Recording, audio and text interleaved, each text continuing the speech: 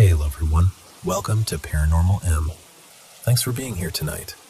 If you enjoy the stories in this video, please give it a like. And if you've had any strange or unexplained experiences yourself, feel free to send them to me.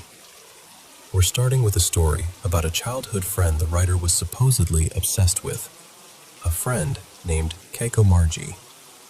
The strange thing is, they remember their family mentioning him, but they don't remember ever talking to him. Now, let's get into it. Sleep well, everyone.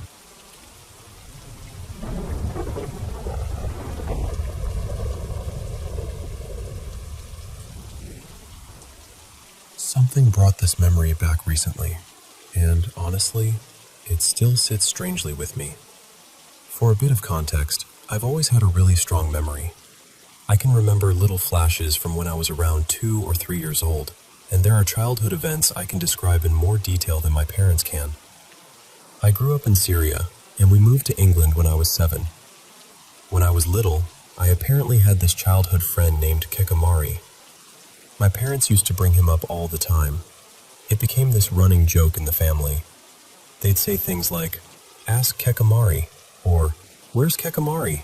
or "Is he coming with us?" Sometimes they'd even tease me and say, "She's going to grow up and marry him." And because they mentioned him so often, I didn't really question it as a child. It just became part of the background noise of my life. But the strange thing is, I never actually knew who Kekamari was. I understood, eventually, that he was supposed to be my imaginary friend, but I don't remember him. I don't remember talking to him. I don't remember playing with him. I don't remember telling anyone about him. And that's what bothers me. According to my parents and my grandmother, up until the time we left Syria, I talked about him constantly. They say I played with him, told stories about the things we did together, and mentioned him almost every day. But in my own memory, there's just this empty space where he should be. And I know how that sounds. Kids forget things. Childhood memories are strange and patchy. But I really do remember so much from that time. I remember rooms, conversations, smells, routines, small incidents nobody else even thinks about anymore. So if Kekamari was truly such a huge part of my childhood, I feel like I should remember at least one moment with him. My parents always assumed he must have been some character from a cartoon I liked, but that never made much sense to me. I remember the cartoons I watched, SpongeBob, Tom and Jerry, and a few Arabic children's shows, mostly with animals. I don't remember any cartoon with a grown man named anything like Kekamari. I've tried searching the name before, but nothing comes up. My family has no idea where I could have gotten it from either. The reason I wonder if there was something more to it is because there were other strange things I remember from that part of my childhood. Sometimes, I felt almost compelled to do things. One memory that still makes me uncomfortable is from when I wrapped a piece of string tightly around a cushion. I put my finger between the string and the cushion, then pulled and cut it, slicing part of my finger in the process. The strange part is that I knew exactly what was going to happen while I was doing it. I wasn't confused. I wasn't too young to understand. I knew it would hurt me, but I kept going anyway. It felt less like I was choosing to do it, and more like I was watching through someone else's eyes. There were other moments like that too. I would do something careless or harmful while fully understanding the outcome, but I wouldn't stop. I'd hide things from my parents or my grandmother for no clear reason. If I spilled something or hurt myself, instead of asking for help, I'd try to cover it up in ways that made everything worse.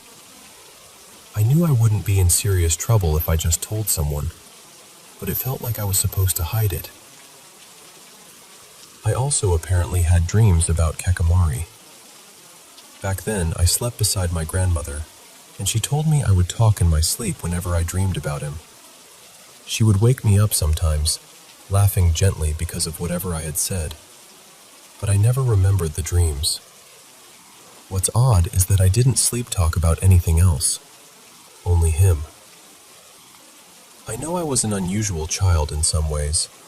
I could be difficult, moody, even mean sometimes. And growing up in Syria during war probably shaped a lot of things I still don't fully understand. For a long time, I blamed many of my childhood oddities on stress, fear, and the environment around me. But this part still feels different. I can't explain why I have no memory of someone I supposedly talked about every single day. My parents and grandmother wouldn't invent something like that. They had similar family jokes with my younger sister too, like teasing her about a character she was obsessed with from a children's show. So I don't think they made Kekamari up. What unsettles me most is that they say I never mentioned him again after we left Syria. And that feels backwards to me. You would think that moving to a completely different country, where I didn't know the language and didn't have friends yet, would make me cling to an imaginary friend even more. But according to my family, the moment we left that apartment, Kekamari disappeared from my life completely. No more stories, no more games, no more sleep talking, nothing. It wasn't like he was from a show I stopped watching. It wasn't like a toy I lost. He just vanished. And I don't remember losing him. I don't remember having him at all. That's the part I can't let go of. I don't even need a dramatic answer. I just want to understand why something that was apparently such a big part of my childhood is completely missing from my own memory.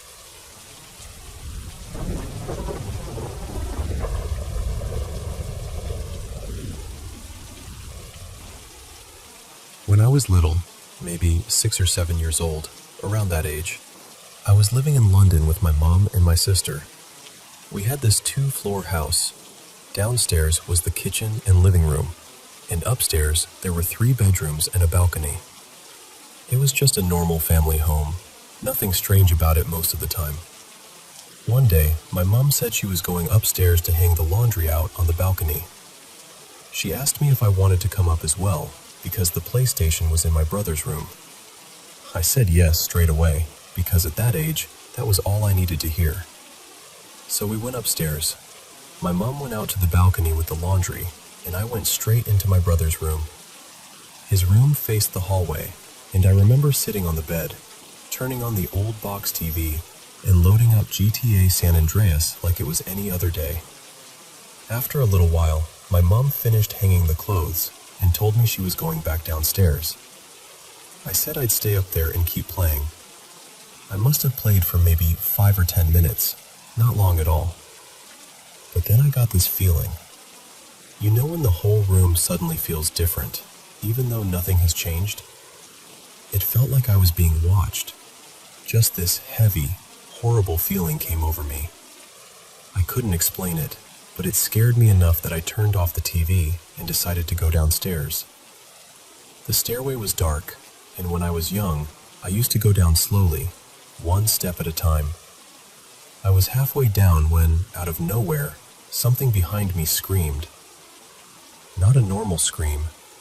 It sounded deep and horrible, almost like a monster. I screamed too. I spun around, and at the top of the stairs, I saw this dark figure. It was tall, wide, and just standing there. The only way I can describe it is that it reminded me of the Grim Reaper, but bigger and darker. I completely panicked. I rushed down the stairs as fast as I could, screaming for my mom. My mom and sister came running over, asking what happened, and looking around like they thought someone had broken into the house. But I didn't tell them what I really saw. At the top of the stairs, there was this little storage door, and I was terrified that whatever I saw had gone in there. I couldn't even bring myself to say it out loud. After that day, I changed. I didn't like being alone. I needed someone to walk with me to the toilet and wait for me. I started sleeping with my mom because I was too scared to sleep by myself. I'm 26 now, and honestly, even all these years later, I still get scared sometimes when I'm alone. When I leave my room, I still find myself rushing down the stairs, trying not to look around too much. I never saw that thing again, but that one moment stayed with me. And there was another strange thing that happened when I was younger. One time, my mom's friend came to stay over. I'll call her Amina. She was sleeping in my bed in the same room as my mom because my dad was out working. I was probably even younger at the time because I still remember drinking milk from a bottle at night. One night, I woke up and saw a man standing in the doorway. He looked human, but I knew I didn't recognize him. I got scared and pulled the covers over my head. I stayed like that for a few minutes, hoping he would just disappear. Then I slowly pulled the covers down and asked him who he was. He answered calmly and said, "I'm here for her." He meant Amina. I asked him his name and he told me, but I can't remember what it was now. A few minutes later, I somehow fell back asleep. The next morning, I asked Amina if she knew anyone who looked like the man I saw. She said no. She had no idea who I was talking about. The strange part is, I saw him for 2 nights in a row. Then after that, he was gone. I've read a lot of stories since then, and honestly, I do believe children can see things adults can't. Maybe it's because they're innocent, or maybe they're just more open to things we learn to block out as we get older. Either way, this world is a lot stranger than people think.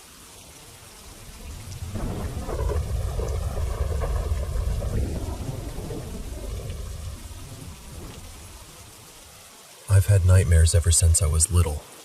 Not all the time, but often enough that some of them stayed with me for years. They were so vivid that I could still remember the rooms, the faces, even the feeling I had when I woke up. As I got older, though, dreaming became something I was almost fascinated by. I started writing my dreams down in a journal whenever I could. I'd record every little detail I remembered, places changing in strange ways, people I knew, people I didn't know, and sometimes loved ones who had already passed on. Then, in 2023, I went through about a month of experiences that felt completely different from anything I had ever dealt with before. I know this might sound hard to believe, and honestly, that's one of the reasons I don't talk about it much. But it still sits with me. I've wondered so many times whether the figures I saw in my dreams were really gone, or if something was still lingering around me somehow. I think part of that comes from how my parents and grandparents viewed spiritual things. There's something personal I need to mention because it connects to what happened. I don't love talking about it, but I think it matters. I'm a woman, and at times I've struggled with lust, mostly by myself. I've always cared about protecting my peace and my body, so I usually chose to focus on myself instead of getting involved with someone and risking more than I was ready for. One night, I went to sleep like usual. Around 3 a.m., I woke up because my hand was burning. It was the same hand I had used earlier. When I looked down, there were a few small scratches near my wrist. They weren't deep or dramatic, but they were there, and I couldn't explain them. A few days later, something else happened. I had a dream that I was inside a small corner store. There were people arguing, pushing, and shouting over something I didn't understand. I remember standing there feeling completely confused, like I had walked into the middle of something I wasn't supposed to see. There was blood on the floor, and one by one, people started leaving. The last one to leave was this dark figure. It looked like a person, but not fully. It was completely black, almost like a shadow wearing clothes.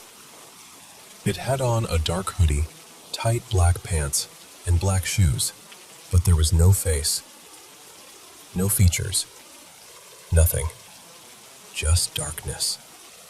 My grandparents would have called something like that a demon. As that figure walked out, these angelic-looking babies appeared near my feet.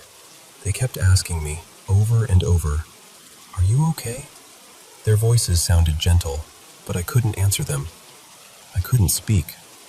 I couldn't really move or communicate. Then, all at once, they changed. Those sweet-looking babies turned into something demonic. Right after that, I slipped into sleep paralysis. I had experienced sleep paralysis before, but never like this. This time, it felt like someone was on top of me, pinning both of my arms down.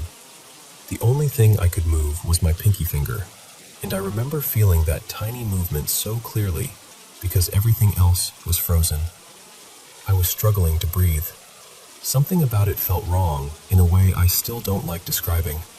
Then suddenly, I woke up, and it felt like a heavy weight had just been lifted off my body. That morning, there was a black moth on my wall. Later that day, hundreds of crows gathered in my yard. Maybe someone else would call it coincidence, but after everything I had felt and seen, I couldn't shake the feeling that it wasn't just a dream. After that, I started having more dreams where the shadow figure would appear. It wouldn't always do anything. Sometimes it would just stand there and stare at me while the rest of the dream continued around it, like it wasn't part of the dream, but had stepped into it anyway.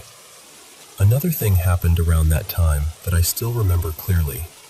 A relative of mine, Talia, had brought home a flannel jacket from a thrift store. She left it out for most of the day, and eventually it ended up staying at my house. Not long after that, I fell back into the same personal habit again, and that night I had sleep paralysis. This time, when I looked to my right, I saw the shadow man standing there. But he was wearing that flannel jacket. He wasn't moving. He wasn't speaking. He was just standing there, watching me. A few days later, I took a quick nap in my room. Out of nowhere, I felt like my body was lifting, almost as if something was trying to pull me out of myself. It felt like my soul was being tugged upward. I snapped awake right away, sat up, and had to catch my breath. Even now, I still think about all of it. The memories come and go.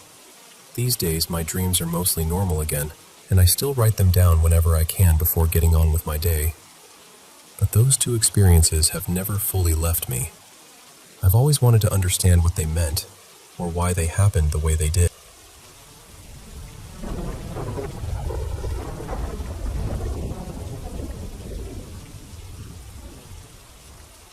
I'm 7 months pregnant, and my husband and I recently moved back in with my mom while we save up for a place of our own. And honestly, I hate being back in this house. It has always had this strange feeling to it. Even when I was younger, I never felt completely comfortable here. The people who lived here before my family had a bunch of cats over the years, and they buried every single one of them in the backyard. When they finally moved out, they even asked my parents if they could bury their last cat there too, so it could be with the others. My parents said yes. Since then, we've added our own pets back there too. A couple of my birds, a few family cats, and, more recently, my mom's 2 big old dogs. So at this point, the backyard doesn't really feel like a yard anymore. It feels like a tiny, private pet cemetery sitting just behind the house.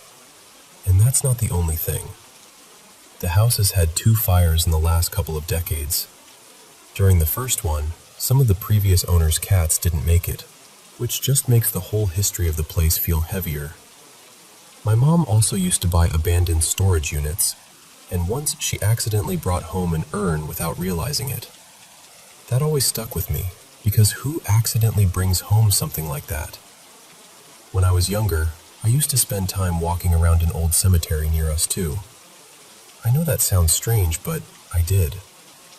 And every now and then, after I came home, things in the house would seem more active. I used to scare myself thinking something had followed me back.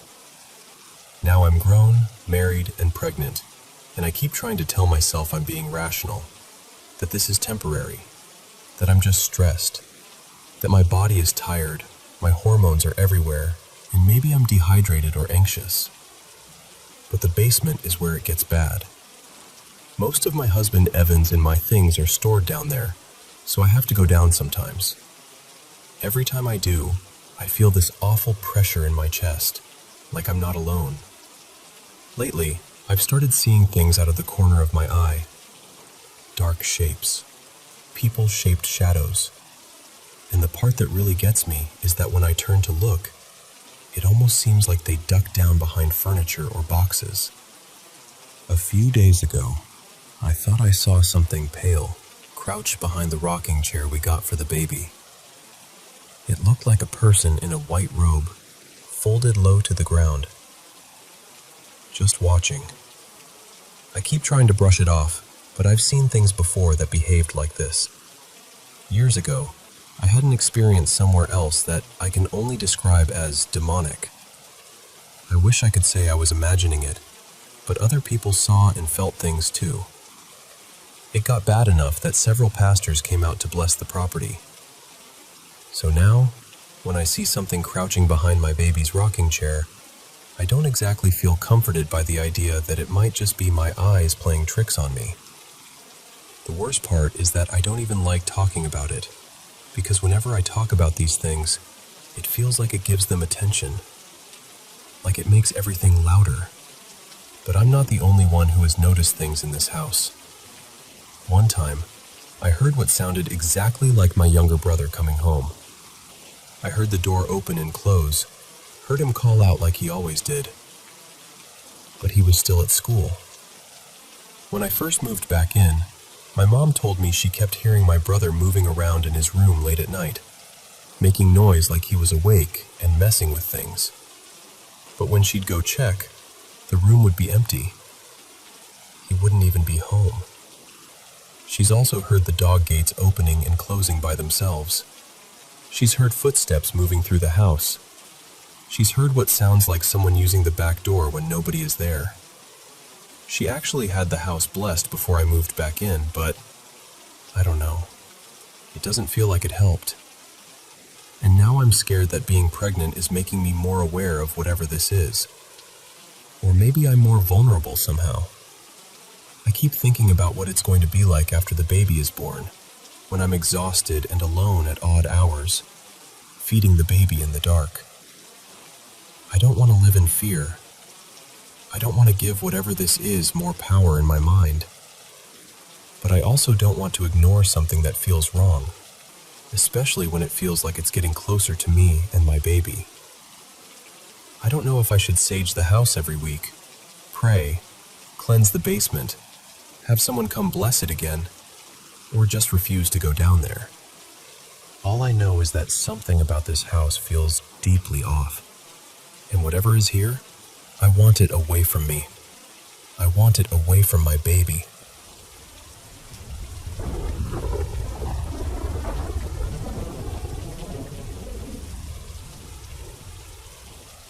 I've carried this for years, and saying it out loud still feels strange.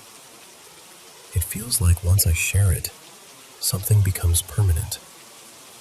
It means the name I write under, Tom Callan, has to stay separate from the person I really am.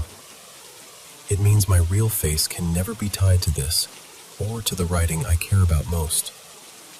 And I know that probably sounds dramatic. Maybe it is. But I've spent so long trying to put this 1 week away somewhere quiet, somewhere sealed. I was 8 years old when it happened, and even now, at 25, there are days when it still finds me. I've thought about telling this story for a couple of years, not because I wanted attention, not because I wanted to reopen anyone else's wounds. There is a family attached to this, a real family, and I know they've suffered in ways I can't fully understand. But I was there too. Not at the center of it, no, I know that, but close enough that it left fingerprints on me. So I'm going to tell it as clearly as I can. This didn't start with the bird. It didn't even start in my garage. It started with 2 brothers I knew when I was little. I'll call the younger one Aiden, and the older one Jonah. Jonah was about 10. I was 8. Aiden was 6, maybe 6.5. I was technically friends with both of them, but mostly I spent time with Jonah. At that age, being accepted by an older kid felt like being handed a secret key. I wanted to keep that friendship. But I cared about Aiden too. Aiden had special needs. I don't remember the exact diagnosis, and honestly, it doesn't matter here. What I remember is that he made sounds, sudden little bursts and whistles, and sometimes people lost patience with him. I did too, sometimes.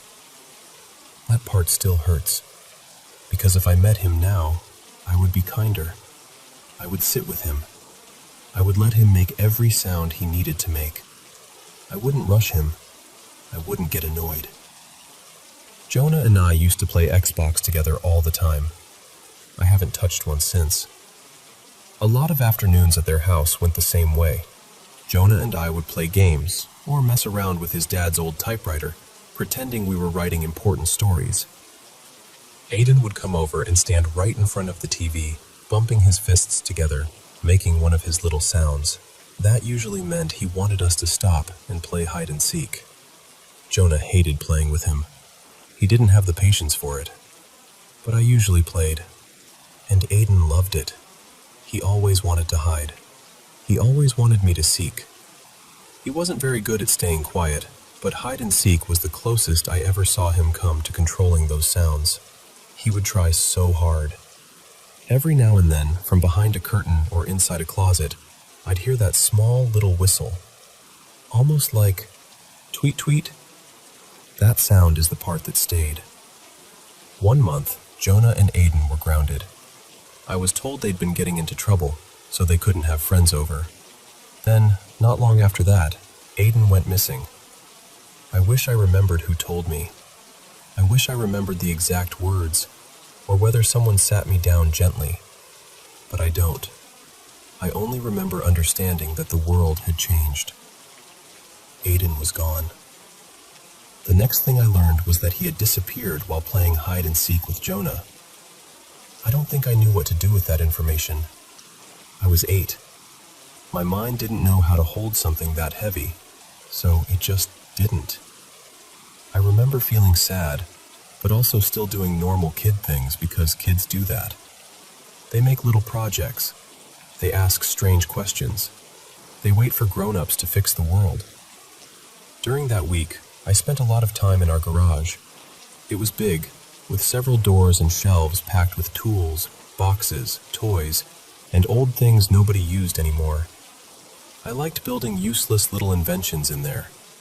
Plastic bottles taped together, cardboard pieces glued into shapes, things that felt important to me for an afternoon and then became trash. One evening, I was out there when one of my stepsisters told me to shut the garage and get ready for bed. She said if I didn't, she'd tell my dad when he got home. I reached up for the garage door button. It was high enough that I had to stretch, and while my arm was raised, I heard something crash behind me. It sounded like plastic hitting something hard. Not the concrete floor, though. I knew what that sounded like. This was different. Hollow, but heavy. Sharp, but muffled. I spun around, terrified. Then I heard a bird chirp. At least, that's what I thought it was. I couldn't see anything. The garage was too cluttered, and I was too short to see over half of it anyway. For all I knew, a toy had fallen behind a shelf.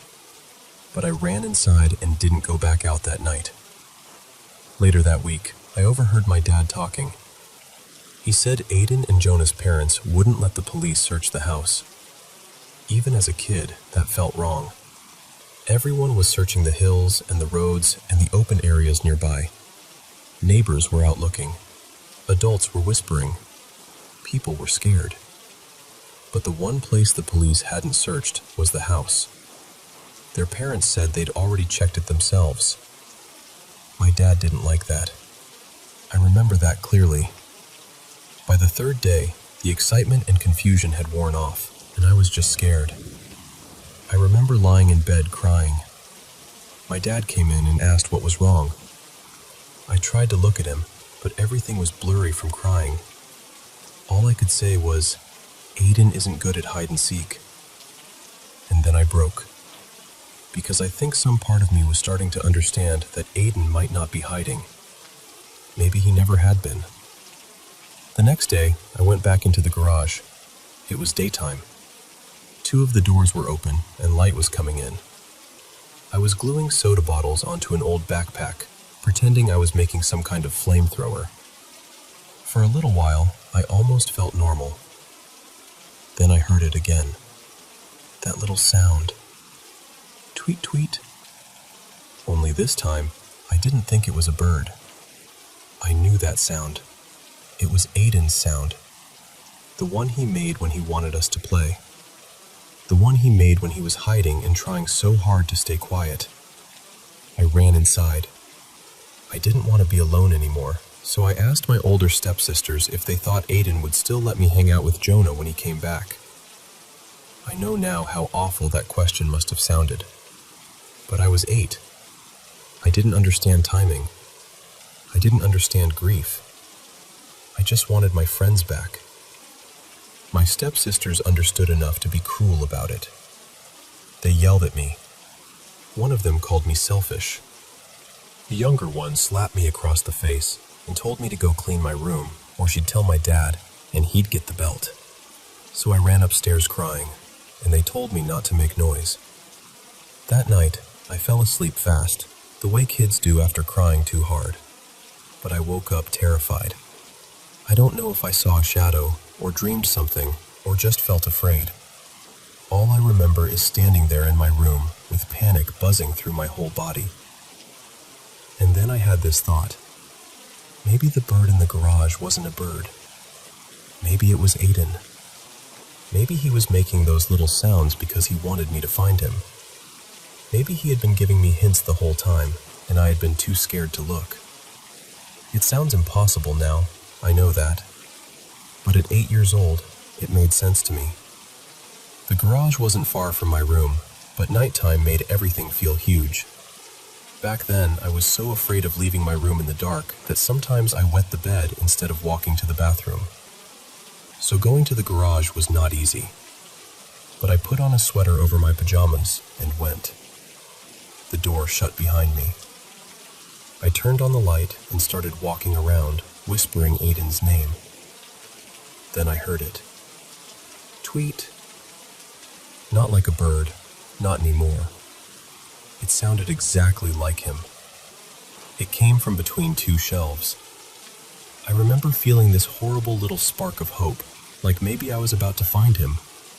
Maybe I would be the one. Maybe everything would be fixed. I stepped closer, and then came that same crash. Plastic against something hard. Loud enough to make my whole body jump, but still not loud enough to be the concrete floor. I panicked and ran to open the garage door for more light. That was a mistake. My father burst in with a revolver in his hand, screaming at me, asking what the hell I was doing. I was too scared to tell the truth, so I said, I don't know.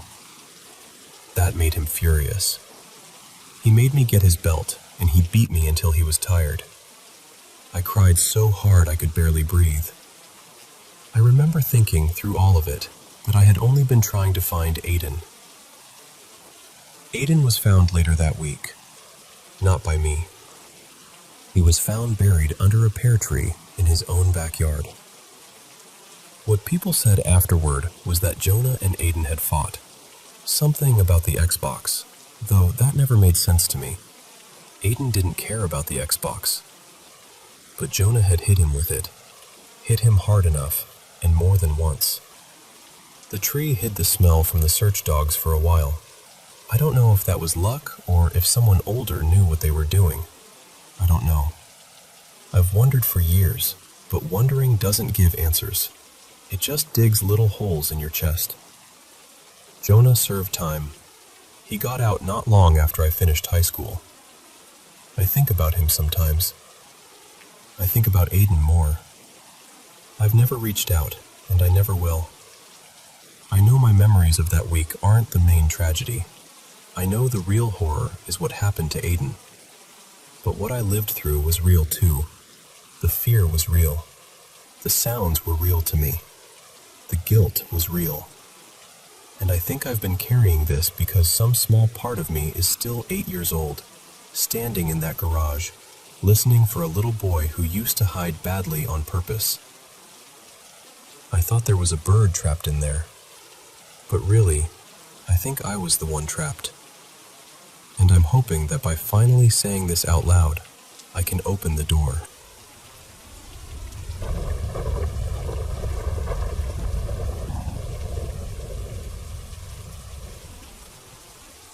A few years ago, I moved into the place I live in now, and while I was still getting everything sorted before the house was fully ready, I started noticing strange things around the property. At first, I thought maybe it was some kind of animal. Something heavy had damaged part of the fencing. A few things outside had been shifted around.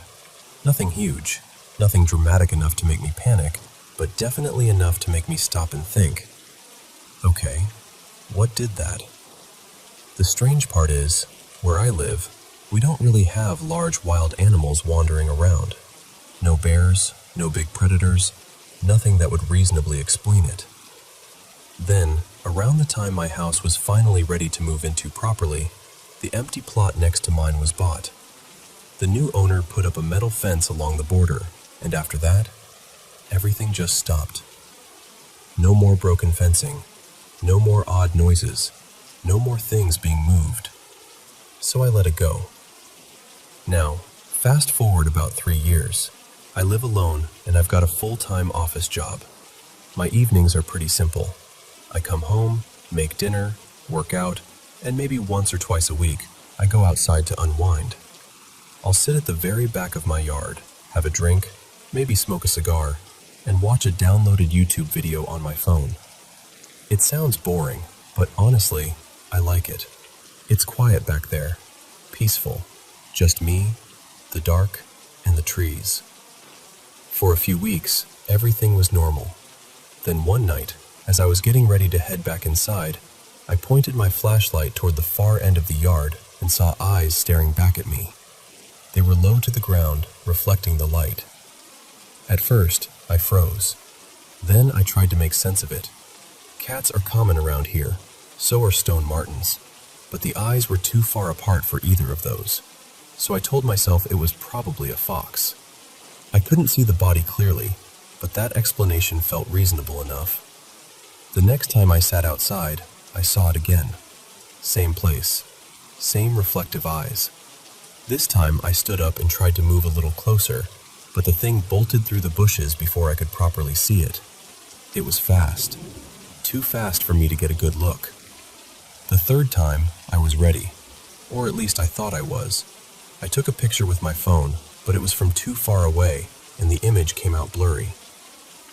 You can kind of see something there, but not enough to say what it is. Those 3 encounters happened over about 2 weeks. Then came the 4th one. This was just last week. The weather had finally warmed up, so I was sitting outside again, cooling off after work. I had a drink with me, a thin jacket on, and I was watching some random gaming video. It was one of those bright nights where the sky is clear enough that you can almost walk around without a flashlight. And then I noticed something. Not directly, more like my brain suddenly grabbed me by the collar and said, "Look over there." There was a dark shape on the grass near the back of the yard. At first, it looked like a big dog lying down. I just sat there, staring at it. My whole body went cold. Slowly, I reached for my flashlight and turned it toward the shape. When I switched it on, I saw those same eyes, glowing, reflecting right back at me. And then it stood up, on 2 legs. I don't know how else to explain it. It was like a person lying flat on their stomach suddenly pushed themselves up and stood there, wearing something completely black. A bodysuit almost. And the whole time, it was looking straight into my flashlight. It was tall too. I'm around 175 centimeters, and whatever this was, it seemed nearly eye level with me. That was enough. I ran. I didn't think. I didn't yell. I just got up and sprinted back into the house, locked the door, and called the police. I told them there might be some strange man in my backyard. Maybe a homeless guy. Maybe someone trying to mess with me. I didn't know what else to say. Thankfully, it didn't chase me. Whatever it was, it just let me go. The police told me to stay inside and said they would check it out. As far as I know, they never actually did. I barely slept that night. All I could think about was every other time I had seen those eyes. Every time I stood there calmly, convincing myself it was a fox or some harmless animal in the bushes. The next morning, I checked the yard. Nothing. No footprints that I could see. No damage to the fence. No sign that anyone had tried to get into the house. Everything looked completely normal, which somehow made it feel worse. For a few days, I tried to just move on. Then I was telling the story to a couple of friends, and while I was explaining it out loud, a thought hit me. Do human eyes even reflect light like animal eyes do? I looked it up. They don't. Not like that. And that honestly made my stomach drop. So now I don't sit outside at night anymore. My quiet little routine has moved indoors, where the walls feel a lot friendlier than the trees. Sometimes I look out the window after dark, but I haven't seen anything since. I did finally set up a wildlife camera near the back of the yard, but so far, it hasn't caught anything useful. My mind keeps trying to turn it into something normal. A prank, a person in a costume, some animal I misread in the dark. But I know what I saw when that flashlight hit it, and I still don't know what was standing in my backyard that night.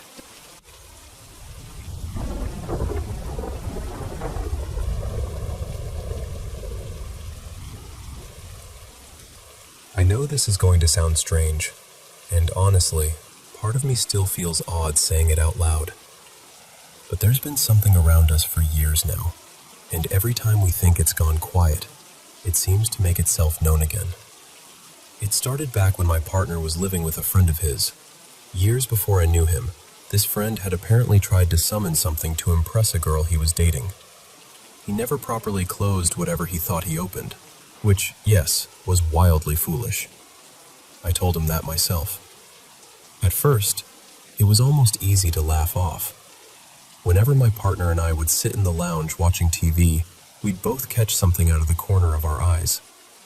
It would peek out from the hallway near his friend's study, just for a second. But the moment either of us turned to look straight at it, it was gone. It looked tall, maybe 6 feet. Just this dark, narrow figure leaning out slightly, watching us. It happened enough that we stopped pretending it was nothing, but because it never actually came closer or did anything, we gave it a stupid little nickname. We called it the Peekaboo. It felt curious more than dangerous back then. Then my partner moved in with me and my parents. He was dealing with chronic pain and illness, and with the cost of everything going up, it just made sense for him to stay with us. For a while, everything was peaceful. Then one night, we were looking after our old senior dog, who has since passed. He was a gentle old boy. He barely ever barked unless he truly thought something was wrong, or he was playing. He didn't bark at people walking past, or cats, or other dogs. But that night, he stood facing the backyard, staring toward the clothesline. The fur along his back raised, and he started growling, then barking. My partner and I both felt this awful drop in our stomachs. We looked at each other, and without really needing to say it, we both had the same thought. Had it followed us? The next thing happened while my dad was home alone in the living room. He was sitting on the couch, watching TV and eating lunch. He noticed something out of the corner of his eye, but he ignored it at first. Then he realized it was still there. When he finally looked properly, he saw one of our heavy wooden dining chairs tipped up on its back legs. There was a full pack of bottled water sitting on it, and somehow, the chair was leaning backward toward the window. No one was touching it. As soon as he understood what he was seeing, the chair slammed backward, hard. It hit the windowsill and broke a couple of my mom's plant pots. My partner and I heard the crash from my room and ran out. My dad was standing there, completely pale, wide-eyed, pointing at the chair and the broken pots. When he told us what happened, my partner and I looked at each other and said, almost at the same time, "The peekaboo." Another time, my brother and his wife stayed over for a weekend. My brother is not spiritual at all. He's very logical, very science-minded, and normally he'd be the first person to search for a practical explanation. But on their last night here, He had what seemed like sleep paralysis. He'd never experienced it before, and he hasn't had it happen since. He said he woke up and saw a tall, shadowy figure standing in the doorway. Around 6 feet, shaped like a man, and strangely enough, he said it looked like it was wearing old-fashioned Victorian clothing. He couldn't move. He could only stare and blink. By the 4th blink, it was gone. The next morning, he came straight to me, shaken in a way I'd never seen before. He told me everything and asked me to cleanse both him and his wife before they left. I do practice witchcraft, so of course I did it for him. But what unsettled me most was how sincerely frightened he was. He truly believed what he saw was spiritual. Then, earlier this year, my partner had something similar happen, except he could move and speak. He woke up because he felt like someone was staring at him. When he opened his eyes, he saw a tall black figure standing at the end of our bed. He screamed, and that woke me up. I didn't see it myself because I had been dead asleep, but he was terrified. And now, over the last 3 nights, something else has started happening. We have a puppy now, about 6 months old. He's sweet, playful, and usually quiet, very much like our old senior dog. He doesn't bark unless he thinks something is wrong, or sometimes when he's excited and playing. But for the past 3 nights, when we've taken him outside to go to the toilet, the hair on the back of his neck stands up. He freezes, growls, and starts barking toward the exact same spot our old dog used to bark at. The clothesline. Tonight, I turned on my phone torch and shone it over there. There was nothing. No person, no animal, nothing moving at all. After a little while, the puppy calmed down and ran back over to me, and we went inside. The strange thing is, these events aren't happening back to back. They're spread out across years and months. Long enough that I almost convince myself it's over, and then something happens again. I don't know what this is, but whatever it is, it feels like it has stayed curious about us for a very long time.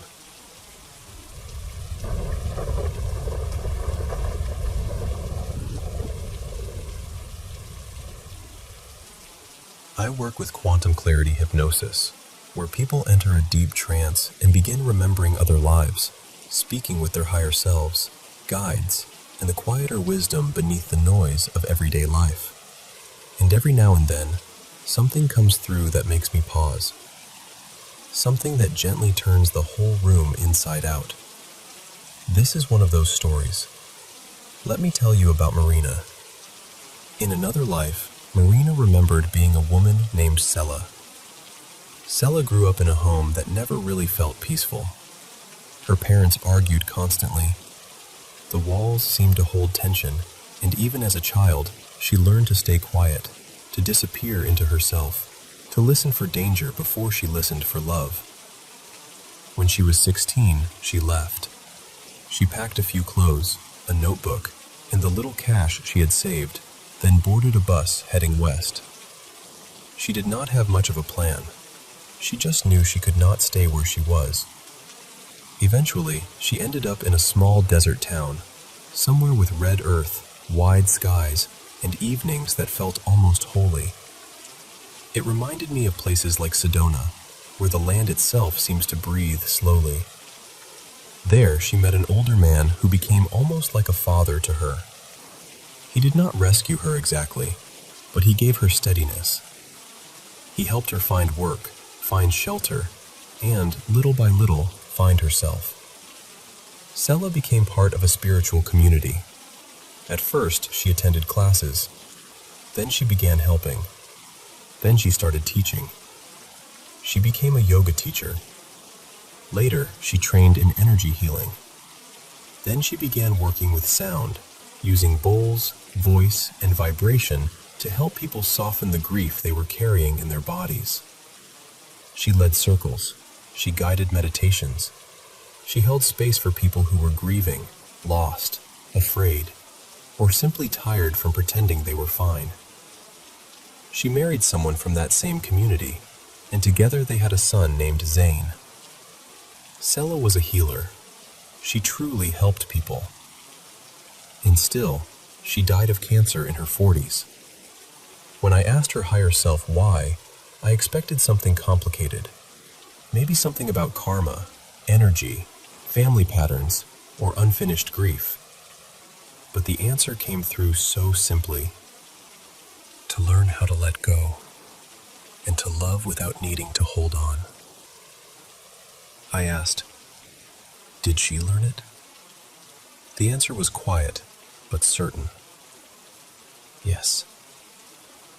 That stayed with me. Because what came through was that this was not punishment. It was not failure. It was not proof that her healing work had somehow fallen short. Before she was born, as the soul she truly is, Marina had chosen to experience that life as Salah. She had chosen the leaving, the seeking, the healing, the motherhood, the illness, and the surrender. Not because suffering is beautiful, but because the soul sometimes chooses lessons that the human self would never choose from here. And I know that can be difficult to sit with. We want illness to be only something that happens to us. We want pain to be random, or unfair, or something to defeat. And from the human view, it often feels exactly that way. But from the soul's view, the shape is wider. You begin to see the whole life as one long teaching. The childhood tension, the running away, the desert, the community, the healing work, the people she helped, the love for her son, the cancer, the final breath, the release. All of it carried meaning.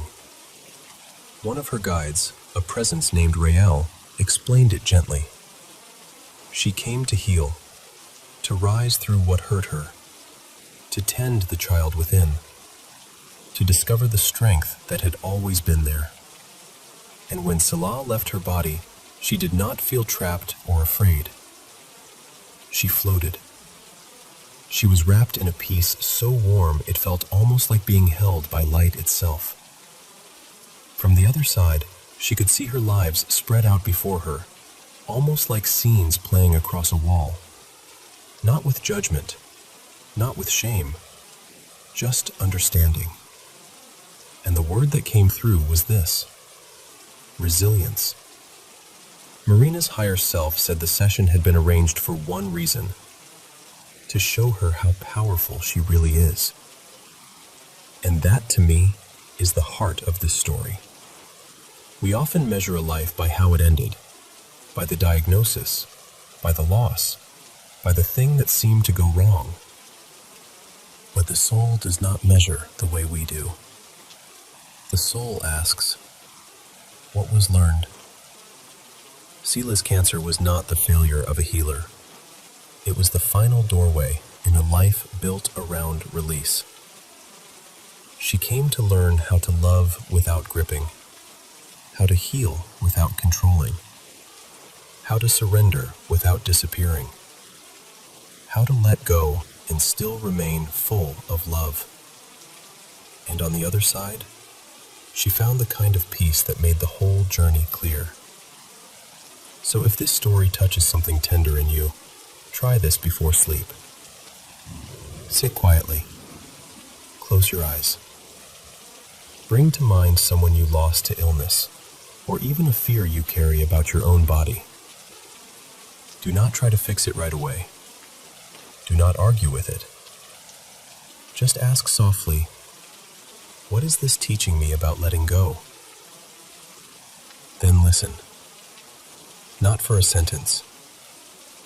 Not for a perfect answer. Listen for a feeling, a warmth, a loosening, a small breath of relief somewhere inside you.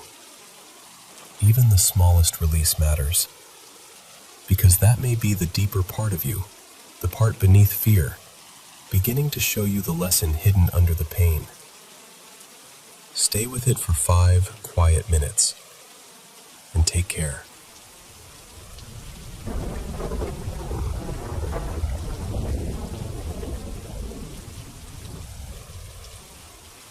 Honestly, I've started to believe that my home health client's late husband is still in the house with her. I'll call her Mrs. Hale. She's never really brought it up to me directly before, but she has told my supervisor that she feels like her husband is still around. And the thing is, I don't think he's a bad presence at all. If anything, he feels calm, protective, like he's watching over her and keeping an eye on how people treat her. One caregiver before me said she saw a dark figure standing near the top of the stairs a few times. I've never seen him myself, but I've heard things. Movement upstairs when no one should be up there. Quiet whispers. Little sounds that don't really make sense. And every time I use the bathroom under the staircase, I get this strange buzzing, static feeling, like the air is charged. This week, I was back at the house for my shifts, and a few more things happened that made me think about it even more. I found out that one of the caregivers had recently been let go because she was accused of stealing from Mrs. Hale's home. She had worked there just the week before. And that same week, I remember hearing something heavy drop upstairs. I also heard a lot of other noises, even a toilet flushing when nobody was up there. What's strange is, the activity seems to get louder whenever something shady is happening. There have already been a couple of caregivers who took advantage of Mrs. Hale, and every time people like that are around, the house feels restless. Then, once they're gone, everything settles back down. So when I heard that this caregiver may have been stealing, those loud sounds suddenly made a lot more sense to me. Then, Monday night, I was taking a quick little nap during my shift, and I woke up to the sound of a chair scraping across the floor. Not a soft sound either. It was that loud wooden screech, like someone had pushed it back from the table. About 40 minutes later, I heard it again. Both times, I woke up instantly. The next morning, after Mrs. Hale woke up, I was sitting with her at the kitchen table. She mentioned her husband, so I gently asked how he had passed. She told me he died in a hospice facility. Then she looked around the room and said, "He's still here." "I know he is." And I told her, "I think so too. I think I hear him upstairs sometimes, moving around." Then she pointed to the middle chair at the kitchen table and said, "That was his chair. He always sat right there." I almost gasped, because that was exactly where I had heard the chair move the night before. But I didn't want to frighten her, so I stayed calm and just said, "Really?" "The other night I heard a chair scoot back." And she said so matter-of-factly, "He probably came down here because he didn't want you sitting alone. He was a very kind man." That stayed with me. I'm not afraid of him. I really don't feel anything threatening from him. He seems upset when people are doing something wrong, but honestly, I understand that. If someone were mistreating or taking advantage of the person he loved, why wouldn't he try to get someone's attention? At this point, I've mostly let go of the idea that someone could be hiding upstairs or secretly living in the house. I really do believe it's her husband. That said, the house has had break-ins before, and that part still scares me. I do worry sometimes that someone might try to come in while I'm there on shift. I found a spot where I could hide if I ever needed to, and I keep my taser with me, so I feel a little more prepared. But as far as the spirit in the house goes, I don't think he's there to hurt anyone. I think he's there because he never really stopped looking after her.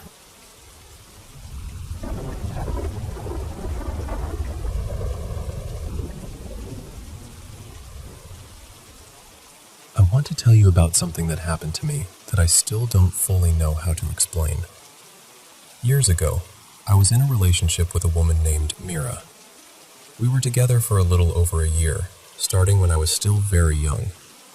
I was 18, and at that age, I thought love meant staying no matter how much it hurt. I thought if I loved her hard enough, patiently enough, I could somehow pull her out of the darkness she was living in. Mira struggled badly with alcohol. I didn't understand how serious it was at first, but within a couple of months, it became impossible to ignore. She drank every day. I stayed through failed attempts at getting sober, through arguments, cruelty, betrayal, and all the strange roles she seemed to need me to play. Sometimes I was her partner. Sometimes I was her caretaker.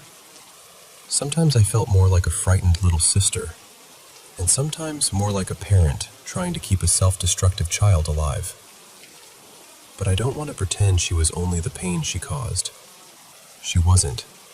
She was brilliant, educated, beautiful, and deeply wounded. There were moments when I loved her in the ordinary way someone loves a girlfriend. But most of the time, my love for her felt tangled with fear and responsibility.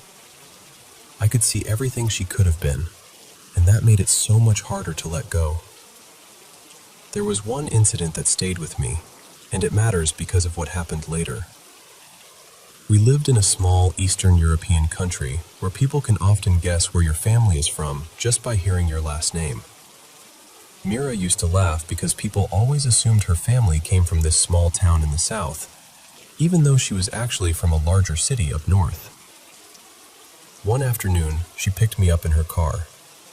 I didn't drive back then.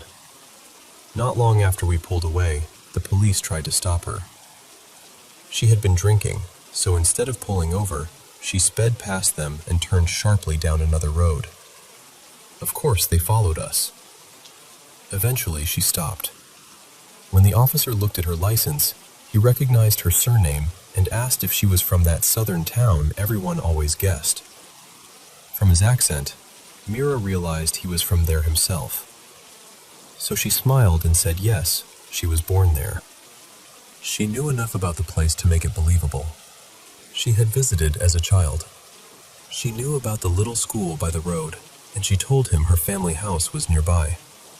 The two of them ended up chatting about the town, about missing home, about how strange it feels to be away from where people think you belong. When he asked if she had tried to avoid them, she said she hadn't seen them at all. And he let us go. In early 2018, I ended the relationship. I couldn't survive it anymore, not without losing myself completely. I started therapy, built a life with someone kinder and steadier, and eventually got engaged. For a long time, I kept strict distance from Mira because I needed quiet around that wound. About a year later, we spoke again. I saw her twice for what was supposed to be coffee, but both times she ordered beer instead. That was when I realized she was using those meetings as a chance to drink without her girlfriend knowing. She also knew I wouldn't confront her in public. After that, I stepped back again. Then, in 2021, a mutual friend told me Mira was in the hospital.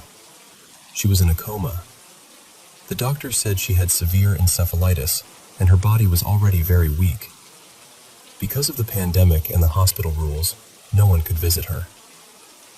At first, there were small signs of hope. Someone played her favorite music in the room, and her heart rate changed. The doctors thought maybe she was responding. For a little while, it seemed like she might come back. But she didn't. She died a couple of weeks later. I couldn't go to the funeral because I was out of the country. So that night, I made my own little goodbye. I bought her favorite beer and a red scarf because red was her favorite color. I placed them on the windowsill, lit candles, and played the song she loved most. After that, life kept moving, because life has a way of doing that even when it feels rude. I grieved. I talked about her in therapy. I made peace with as much of it as I could. And then, the following summer, something happened. I was on vacation with my family. Usually we went north to visit relatives, but that year we went south instead. On the drive home, we passed through that same small town people always thought Mira was from. The town she had once pretended was hers to talk her way out of trouble. And just as we passed the elementary school by the road, my phone lit up. It was a notification from Viber, the messaging app many people use where I live. The notification said, "Mira is online after a long time." I froze. I tapped it immediately, and it opened our old chat. But when I looked at the activity under her name, It didn't say she was online. It said, "Last active, long time ago." I thought maybe someone else had gotten her number. After I calmed down a little, I called it. All I heard was the strange ringing tone you get when a number is no longer active. I sent a single question mark in the chat just to see what would happen. It never delivered. It only stayed on sent. After that, I deleted the chat. I still have her contact saved, and I've checked it a few times since then. The photo hasn't changed. The activity hasn't changed. No one seems to have taken over the number, and I never got another notification like that again. So I don't know what it was. Maybe it was just a glitch. Maybe it was one of those bizarre coincidences that feels too perfectly timed. But part of me likes to think it was Mira, passing through one last time as we drove by that little school in the town she once borrowed for a lie. I'm not especially religious, but I do think there may be things beyond what we can prove. Quiet little things. Strange little nudges. Moments that seem to tap on the glass between this world and whatever comes after it. And maybe that notification was nothing. But I still wonder if it was her way of saying hello.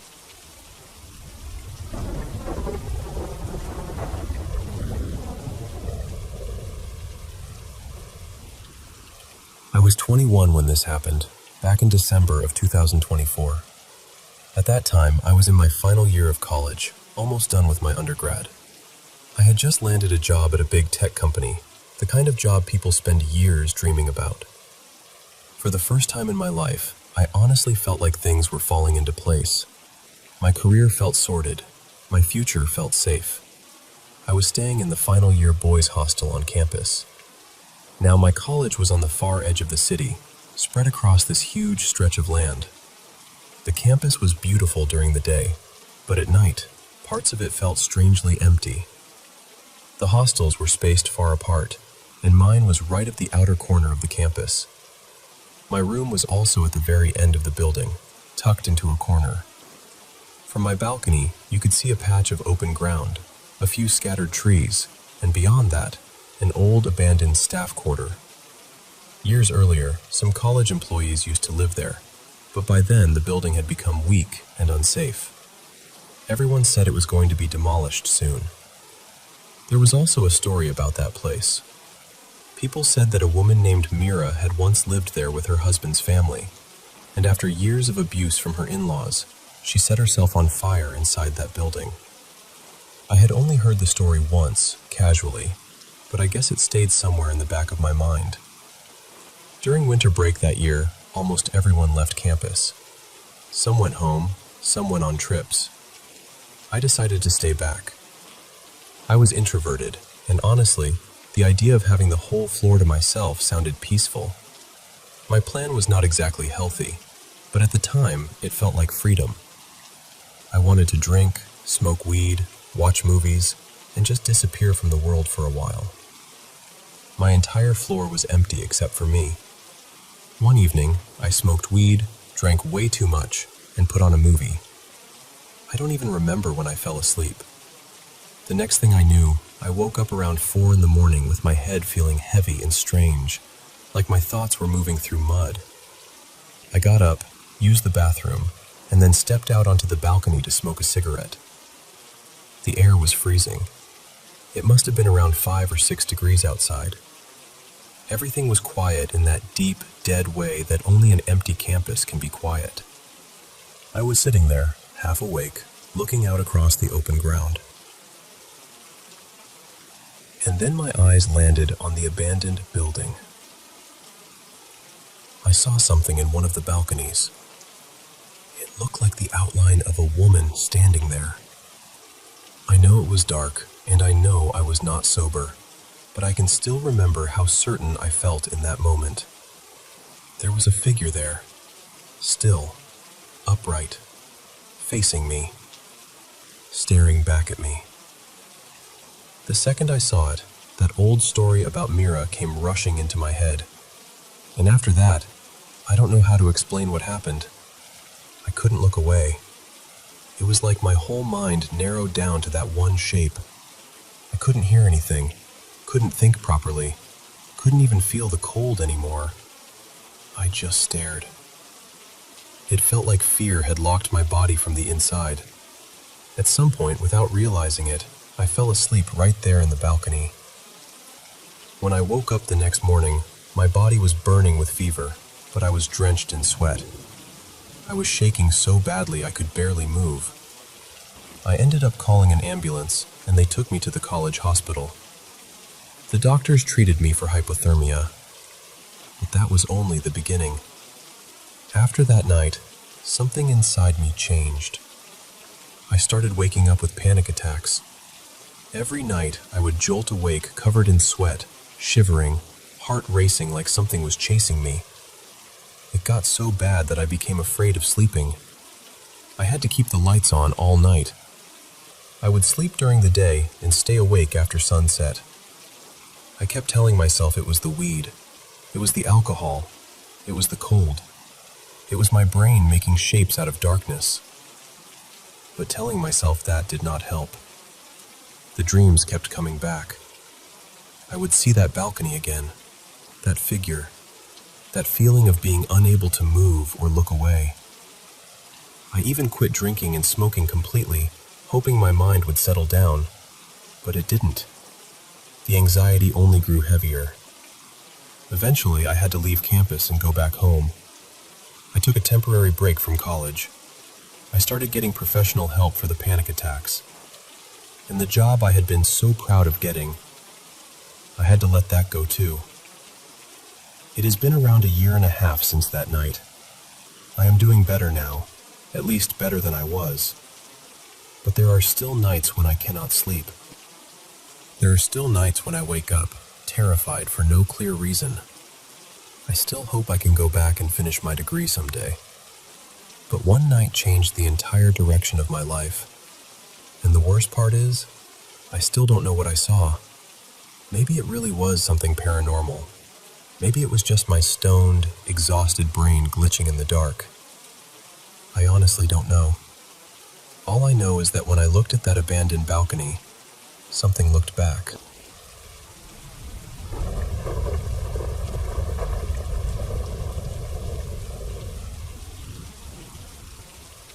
I've been dealing with something strange for as long as I can remember. When I was little, I used to hear noises in the house that I couldn't explain. Not normal old house noises either. These felt different. Sometimes I would see shapes too. Dark figures slipping through rooms or standing where they shouldn't be. I was maybe 5 or 6 the first time I really noticed them, and I remember being so frightened that I didn't want to walk around the house alone.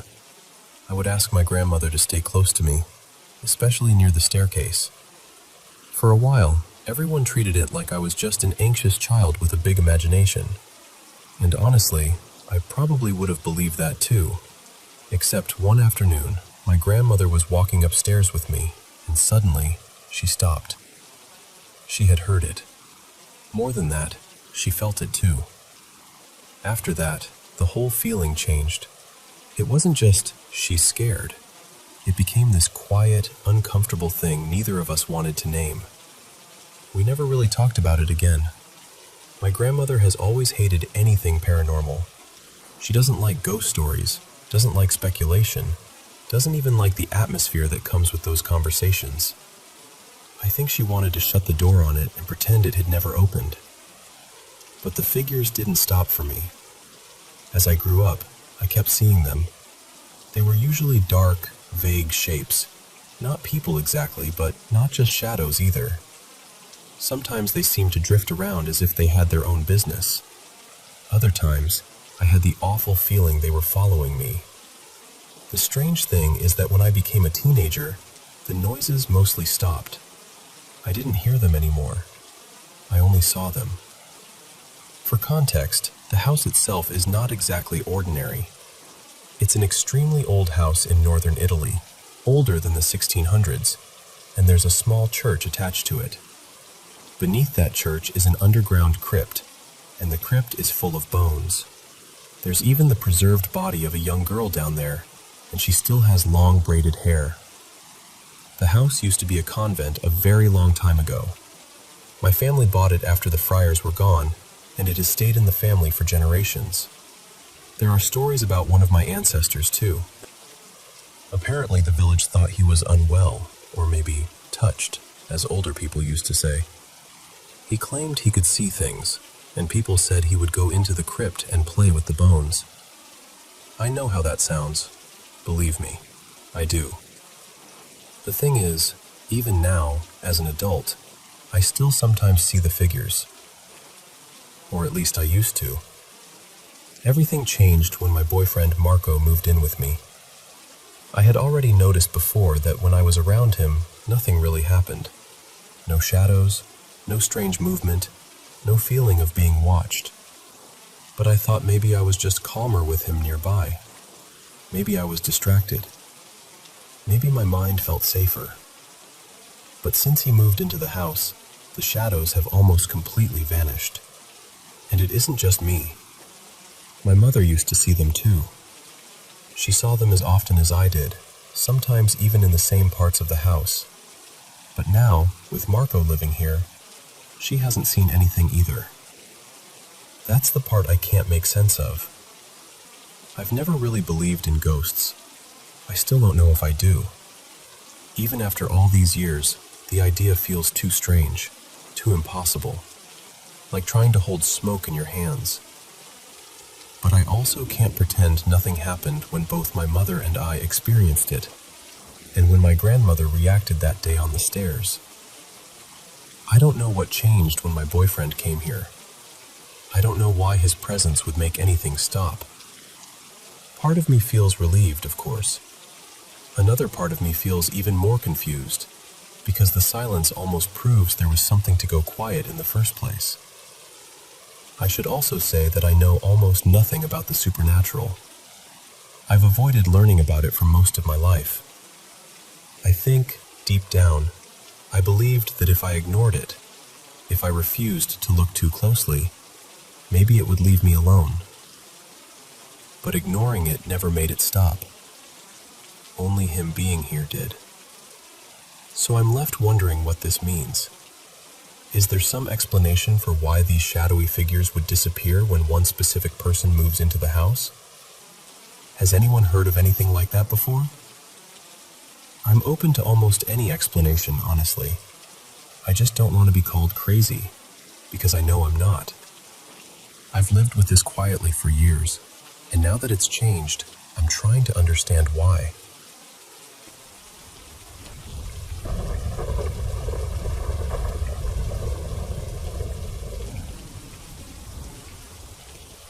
I've never really shared this story publicly before, mostly because I've always considered myself a pretty skeptical person when it comes to paranormal stuff, which is funny because I love paranormal videos. I'll watch ghost clips, haunted hotel stories, strange footage, all of it. But I usually walk away thinking, that was interesting, but it's not exactly proof. At least, that's how I felt until one road trip with my family. We were driving from Tennessee up toward New York, and instead of doing the whole trip in one stretch, we stopped at different places along the way. One night, we ended up staying at this huge old inn in North Carolina called the Grove Park Inn. It had this massive golf course out front, and the whole place had that grand, historic feeling to it. Honestly, though, I wasn't thinking much about the building. I was exhausted.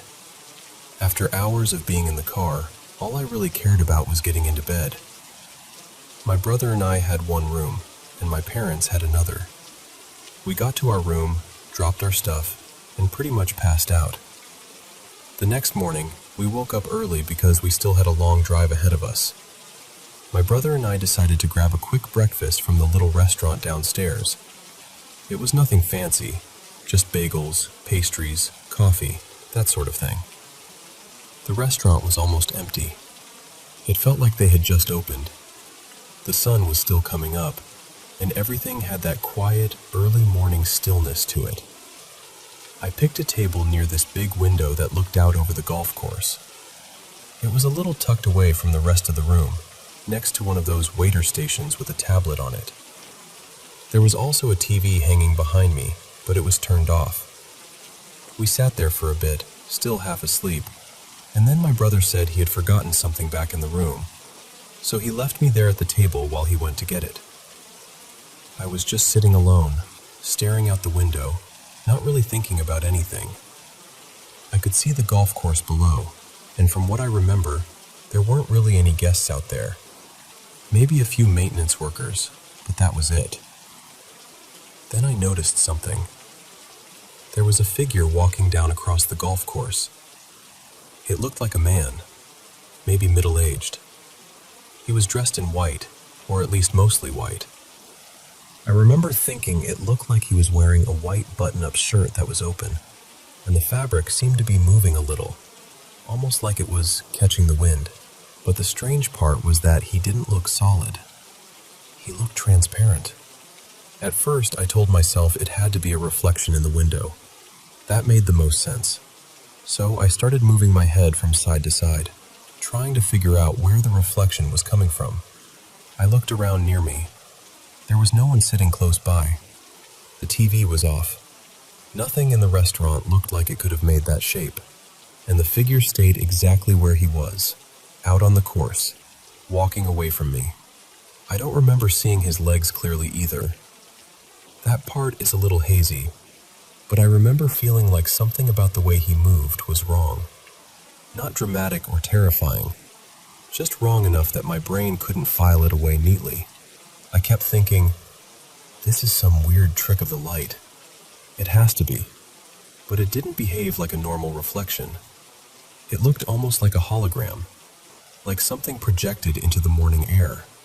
Then this pale, rod-shaped blur passed over him, almost like a windshield wiper sweeping across glass. And he was gone.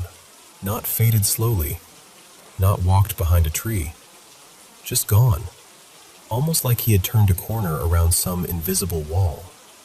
I sat there for a second, still tired and confused, and basically decided there had to be an explanation. Maybe it was the angle of the window. Maybe it was the sunrise. Maybe it was something I just wasn't understanding. So I didn't say anything. When we left the hotel, I still didn't mention it to my parents or my brother. I just got into the back seat, put my headphones on, and figured, okay, that was weird, but whatever. A little while later, I heard my mom talking on the phone with a friend we had visited during the trip. She was telling her where we had stayed, where we were headed next, just normal travel stuff. Then suddenly, both my mom and dad reacted at the same time. They were like, no way. I took off my headphones and asked, what? And they said, she says the inn we stayed at is supposed to be haunted. The second they said that, I thought about what I had seen that very morning. I just kind of sat there and said, actually, I think I might have had an experience. My mom immediately started laughing, not in a mocking way, but in that shocked, delighted way people laugh when something lines up a little too perfectly. She was still on the phone, saying something like, "Are you hearing this?" And that was it.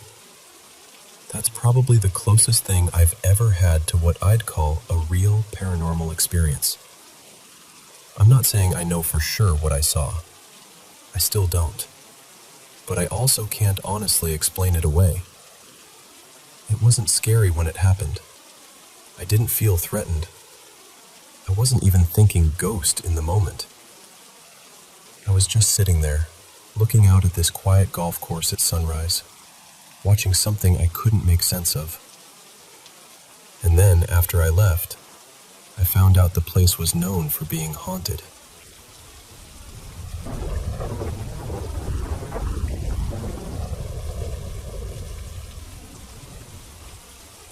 Picture my backyard for a second. It's shaped kind of like a backward L, or maybe an upside-down L if you turn your head the right way. There's the stretch by the house, then it bends around toward the back, with a couple of palm trees tucked near that inside corner. So, this happened late one night. My cat Luna was outside, and before anyone starts sharpening their pitchforks, she's only supposed to be out during the day, and only in the backyard. She doesn't really roam. She's not some tiny neighborhood menace wiping out the bird population. At worst, she'll go after a lizard and then act like she personally saved the kingdom. Also, she's safe now. She's actually sleeping right behind me as I tell this, taking up only a reasonable amount of the bed for once, which is suspiciously generous of her. Anyway, that night I was trying to bring her in. Usually, all I have to do is shake the treat container, and she comes barreling over like a furry little tax collector. But this time, nothing. No bell, no pause, no smug little face emerging from the dark. So I went inside, put my shoes on, grabbed this huge floodlight I keep around, and went back out. This thing is bright. When I point it somewhere, it lights up that whole part of the yard. I mean, there really isn't much hiding from it. I checked near the house first. Nothing. Then I swept the edges of the yard, still shaking the treats and calling her name. Still nothing. At that point, I started getting scared. Not mildly worried. Scared. I went into that awful mental place where every rustle sounds like teeth, and every shadow has intentions.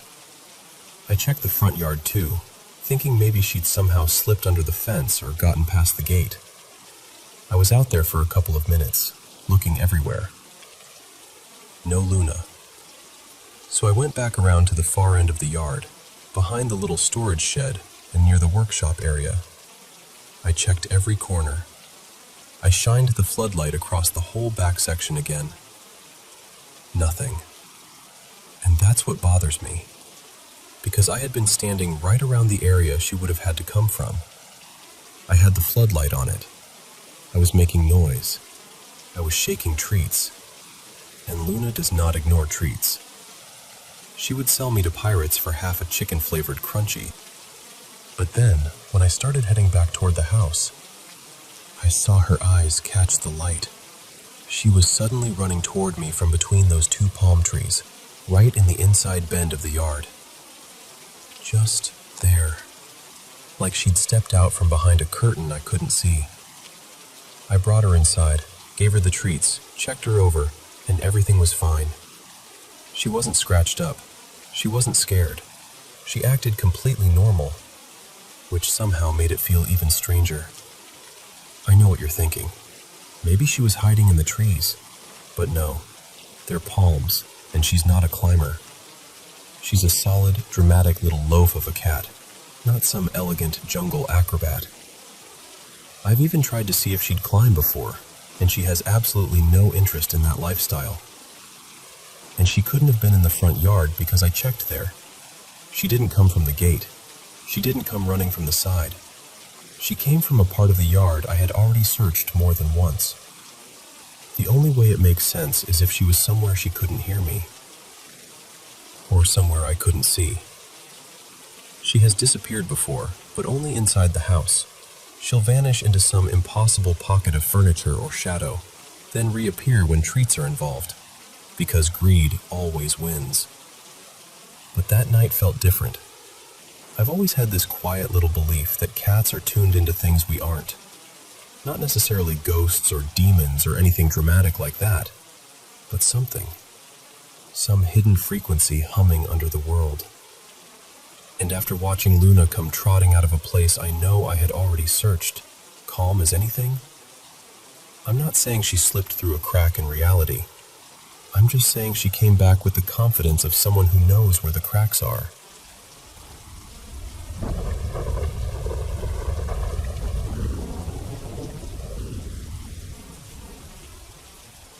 I was lying in bed with my partner when, out of nowhere, I felt this sudden, sharp, excruciating pain on the right side of my chest, and instantly, I knew I had been bitten.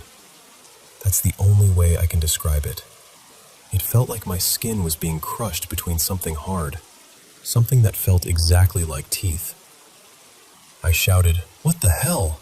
and shoved my partner away from me because I was in shock and in so much pain. We both panicked. Neither of us understood what had just happened. At first, I blamed them. I mean, in that moment, It felt like the only explanation. There was nobody else in the room. No pets, no people, nothing. Just the two of us. But after a few minutes, once I had calmed down enough to actually think, I told them I knew it wasn't them. It couldn't have been. They would never do something like that to me and then lie straight to my face. And the strangest part is, I was looking right at them when it happened. Their mouth never touched my chest. I was awake. I was paying attention. I saw enough to know it just didn't line up. The pain was unbelievable. It felt like something had tried to take a piece out of me. When I looked at the spot, my skin looked wrong. It was bunched up and wrinkled, almost like it had been pinched or crushed between something really strong. It wasn't smooth like normal skin should be. The area had gone pale, almost completely white, and then purple started showing up where the marks were. I pressed my hand over it because I could clearly see what looked like bite marks. When I moved my hand away a little later, it had already started bruising, and some of the skin was broken.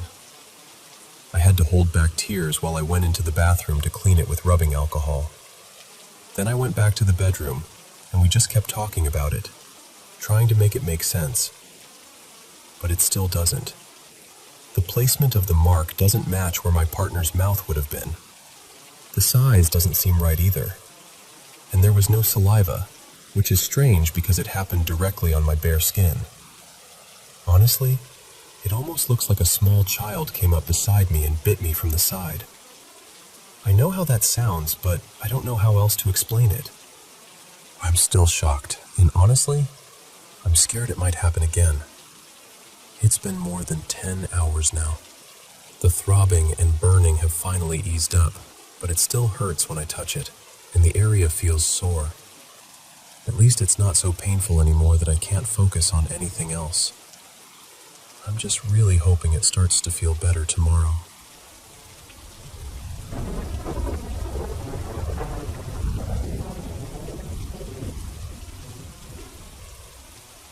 I was about 12 when this happened. Back then, I lived on a small farm in rural Argentina, and I was already going through a lot mentally because I'd had a serious head injury not long before that. Our main house was still being built, and the place we were staying didn't have internet yet. The Wi-Fi had already been set up at the unfinished house, which was about a 10-minute walk away. So one evening, my friend Lena and I walked over there just to sit around, use our phones, and download a few things. After a while, it started getting dark. I remember looking at her and saying, "We should probably head back soon. My dad's going to be mad if I stay out too late."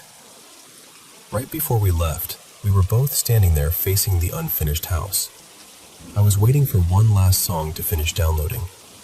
The place was all exposed brick, dusty cement, tools, and random construction materials scattered everywhere. And then, out of nowhere, I saw a face between two of the bricks. It looked like my dad's face, but wrong. Really wrong. It was dirty and twisted somehow, with this wide, awful grin showing its teeth. I don't even know how to explain what made it so terrifying, but the moment I saw it, my whole body reacted. My stomach dropped. I felt cold and sick. Before I could even say anything, Lena turned to me and asked, "Did you see that?" Then she described exactly what I had just seen. That was it. We both panicked and ran all the way back home. The whole time, I had this horrible feeling that something was right behind us, following us through the dark. When we got back, my dad was already standing in the doorway waiting for me. I broke down crying and hugged him immediately. Later that night, he took me to my grandmother's house so she could pray over me. The part I still can't explain is that it couldn't have been him. My dad was already home before we even got there. There was no way he could have been hiding in the wall of that unfinished house. Years later, when I was 22, something completely different started happening. At that point in my life, I wasn't in a good place emotionally. I was angry all the time, bitter, snapping at people, carrying this heavy, awful energy that felt like it followed me from room to room. I had moved into my ex's family home and was staying in a guest bedroom downstairs. I'd had sleep paralysis before, and I'd sometimes heard things while I was falling asleep, but this was nothing like that.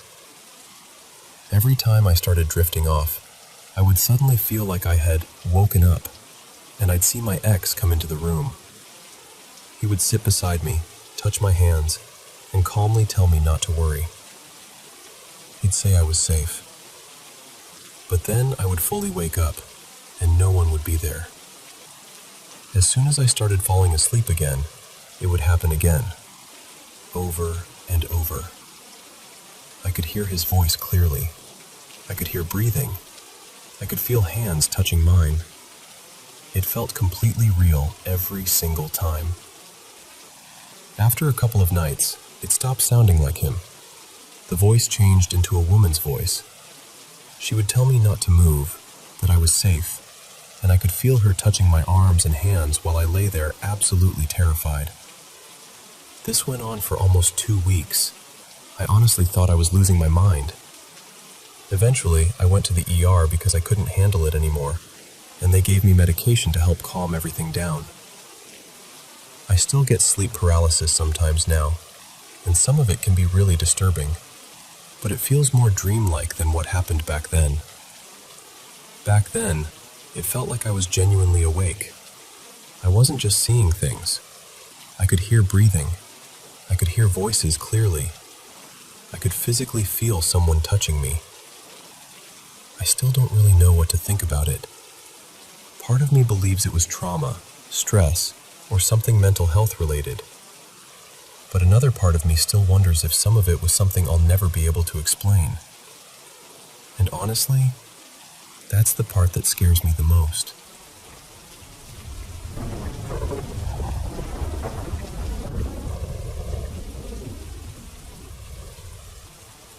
My father had 2 elder brothers.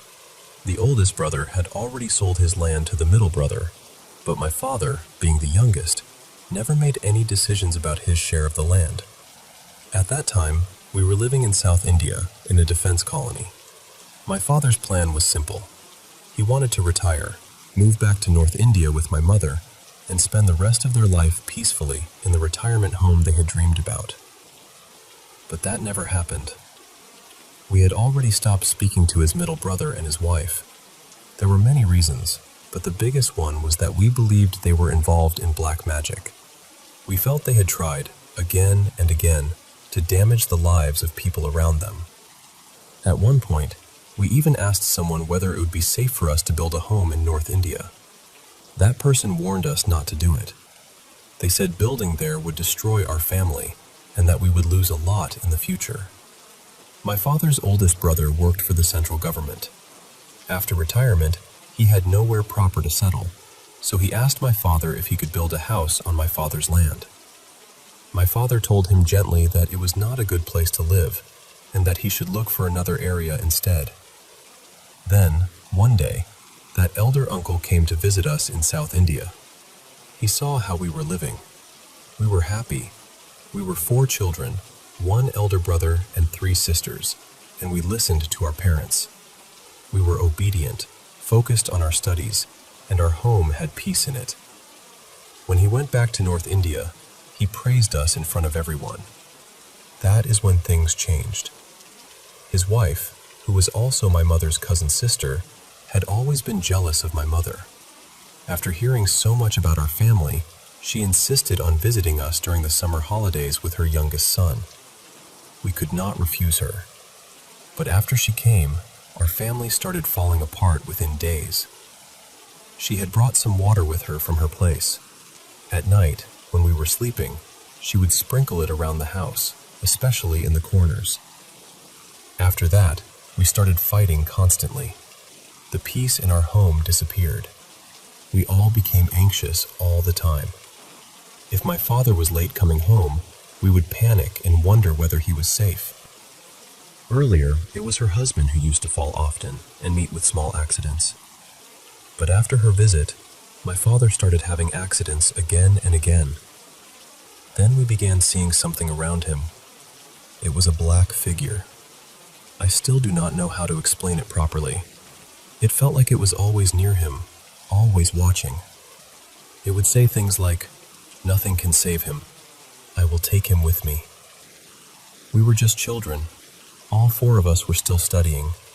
We had no financial freedom, no power, and no way to take him somewhere or ask someone to help us properly. My father never drank alcohol, not even casually, but suddenly his eyes were always red. By the time he came home, he looked exhausted, almost like a drunk person. He would say, "They are going to kill me. I cannot sleep peacefully." Then one morning, after coming back from the temple, he fell from his two-wheeler at a very low speed. It should not have been a serious accident, but he suffered a brain hemorrhage. He died within 3 days. When he was admitted to the hospital, the doctors told us there was almost no chance of survival. We called all the relatives. But when we called the middle brother, he said something I can never forget. He asked, "Is it really necessary for us to come there? You people should be able to manage." That sentence stayed with me. When we were bringing my father's body back, we saw the black figure again. This time, it looked happy. It was dancing around him, as if it had won. That moment broke something inside us. It felt like we had lost a battle between good people and evil people. After the cremation, my father's middle brother came and started fighting with us. He said he wanted to take my father's body back to North India. But by then, people in my father's village had started questioning him. They were saying that if he could not maintain good relationships within his own family, how could he ever become Sarpanch in the future? People had started seeing his true nature. He also insisted that all of us should come and live with his family. But I am grateful that my mother was strong enough to refuse. She chose to stay in the city and raise us there. Because of her strength, all of us eventually became independent. Still, there is one thing I have never been able to fully accept. Someone destroyed our family. Over time, we have learned to live with the trauma. We have also come to believe that some things happen because they are meant to happen, no matter how hard we try to stop them. But I still remember that black figure. I cannot say whether it was male or female. I do not know what it was. It only had the upper half of a body. It was completely black, with frightening eyes and a bald head. It always seemed to be smiling, almost pleased that it was going to hurt us. Even now, I do not fully understand what happened to my family, and if anyone can help me make sense of it, I would truly like to know.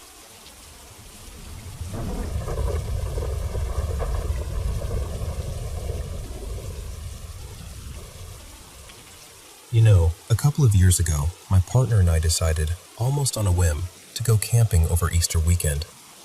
The weather had turned strangely beautiful for that time of year. Warm, bright, the kind of day that makes staying indoors feel like a mistake. So we packed up our gear, loaded the dogs into the car, and just started driving toward a national park in the mountains. We did not have a real plan, which is very human of us.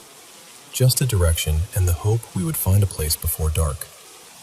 The drive itself was stunning. We followed this narrow dirt road beside a cold little river for what felt like forever. On one side, there was this steep rock face, and on the other, the river dropped into a valley.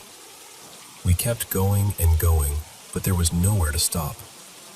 I remember getting irritated because the light was slipping away, and I finally said, "We're stopping at the next turn, no matter what." So we did. We got out to stretch, let the dogs roam a bit, and right away they started pulling toward the water. We followed them down, and that was when we found it. This hidden clearing tucked beneath the riverbank, right where the water curved into a shallow bend. You could see up and down the river from there, but from the road above, no one would have known we were there. It felt secret, protected, like the place had been waiting for us. The moment I stepped into that clearing, I felt at home. I know that sounds dramatic, but it's true. There was even an old stone fire ring there, half reclaimed by the earth, with a young beech tree growing through the middle of it. I carefully moved the little tree to a safer patch of ground before we made our fire. My grandfather taught me when I was small that if you enter the woods, you do it with respect. So before we ate, I poured out a little tea as an offering. It wasn't about ritual exactly, it just felt right. The afternoon was peaceful, really peaceful. We cooked, sat by the fire, listened to the river, watched the dogs settle in. But as soon as the sun dropped, the temperature fell hard. It went from comfortable to biting cold in no time, so eventually we put the fire out and crawled into the tent to warm up. And this is the part I still can't shake. What I remember most clearly is the darkness. I have never known darkness like that before. It was so complete, so heavy, that I genuinely could not tell whether my eyes were open or shut unless I touched my own face. It wasn't just dark, it was consuming. It made me feel very small. I barely slept. The river was there the whole time, this low, endless rush, not loud exactly, just constant, like a hum under everything. But what really kept me awake were the sounds around the tent. More than once, I heard something brush against the fabric, slowly, deliberately, like fingers trailing from the top of the tent down to the ground. First on one side, then another, then behind us. All around. I kept trying to explain it away. Maybe leaves, maybe branches, maybe insects, anything ordinary.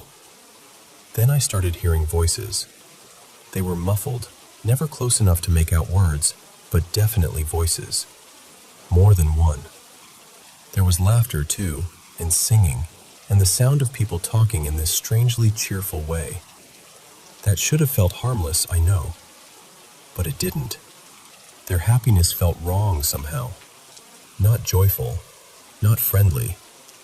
It felt mocking or sharp around the edges, like something pretending. That went on almost the entire night. Near dawn, it finally quieted. I must have slept for maybe an hour. When I woke up at first light, I cannot even explain the relief. It was instant. It felt like pressure lifting off my chest, off my whole body. I was so grateful it was morning again. I didn't say anything right away to my boyfriend, not because I thought he'd laugh at me, but because I had this strong feeling that I shouldn't talk about it there. Like the place itself wanted silence. The morning was calm, gentle even. We packed slowly, and just before I went to grab the last of our things, I stopped at the edge of the clearing and quietly said, "Thank you for letting us stay." The second I said it, a bird started singing right in front of us. I whistled back, half joking, and it answered. Then I did it again, and it answered again. And within minutes, more birds joined in. By the time we were carrying the last bags to the car, the trees above us were full of birdsong. And I know how that sounds. Birds sing. Forests are full of birds. I get it. But this didn't feel ordinary. It felt focused, like they had gathered for us, like they were seeing us out. What surprised me most was the emotion of it. I felt this sudden wave of sadness, almost grief. For a moment, it felt less like I was leaving the woods to go home, and more like I was leaving home behind. Once we were back on the road and the forest had thinned out behind us, both of us relaxed without even meaning to. It was like our bodies had been tense all morning and only realized it once we were gone. That was when I finally asked him how he'd felt during the night. He told me he'd heard the brushing too, and once or twice, the voices. He admitted he had felt uneasy the whole night, and that the birds in the morning had unsettled him too. I still don't know what happened there. Maybe there's an explanation for every part of it. Maybe there isn't. All I know is that the entire time we were in that clearing, I felt a presence with us. I felt watched. And even now, when I remember it, the memory itself feels strange, like it doesn't sit right in the mind.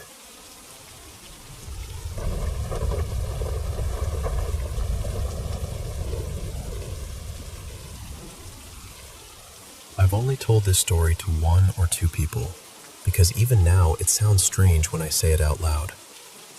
This happened about 8 years ago, up near the northern edge of Michigan's Lower Peninsula, not far from the Pigeon River country. I was out there trying to find my dad's old hunting camp. It was way back in the woods, the kind of place you could only reach by following dirt roads and half-forgotten logging trails. It was getting close to sunset when I finally pulled over. I had no signal, no GPS, nothing useful, so I was relying on this worn paper map I'd brought with me. The forest up there is beautiful, but it can feel heavy too. The trees are so thick, and the undergrowth is dense enough that the light starts fading earlier than you expect. I was sitting in my truck, looking down at the map, trying to make sense of where I'd gone wrong. And at some point, without really realizing it, everything around me went quiet. The birds stopped. The little rustling sounds in the brush stopped too. It was one of those silences that doesn't register right away, but once it does, it feels wrong. I remember thinking I should probably head back before dark. That was when I noticed movement off to my left, maybe 20 feet away. Something was slipping through a patch of tall ferns, moving fast toward the tree line. It startled me, sure, but I didn't think much of it at first. I figured it was probably a fox, maybe a raccoon, something normal. I kept watching, expecting to catch a clear look at it before it reached the trees. But as soon as it hit the edge of the woods, the movement stopped. I stared for a bit, waiting for it to step out or shift again, but nothing happened. After a minute or so, I just looked back down at the map. Then I saw movement again. This time it was right at the tree line. I looked up, and for a second I couldn't figure out what I was seeing. I thought I was looking at another tree trunk. But slowly, and I mean very slowly, it clicked that one of those shapes wasn't a tree at all. It was standing there. It was tall, maybe just over 6 feet, dark gray in color, and covered in this short, close fur. The body was long and narrow, almost too narrow, like a stretched-out weasel standing upright. Its arms, or front legs, or whatever they were, hung down at its sides and looked oddly thin. But the head was the part that really got me. It was flat and strange, shaped almost like a snake's head. That's the only comparison that still feels right. Not broad like a bear, not narrow like a deer, just flat and reptile-like. I couldn't make out normal features either. No clear eyes, no visible mouth. Just these odd contours around where the face should have been, all covered in that same gray fur. And the whole time, I had the unmistakable feeling that it was looking straight at me. I must have stared at it for maybe 5 seconds. Then it dropped down, quick and smooth, and disappeared back into the dark woods. And here's the part that unsettles me almost as much as seeing it. For the next 10 minutes or so, I barely reacted. It was like my mind refused to process what had just happened. I started the truck, turned around, found my way back toward the highway, and only then did it all hit me at once. The silence, the shape of it, the way it moved. I remember my stomach just dropping when the reality of it finally caught up with me. I was shaken for the rest of the night. I told a friend later, but that was it. I never made a big thing out of it, mostly because I knew how it sounded. But I also never went back out there. Not once. And honestly, I don't plan to, so I still don't know what it was.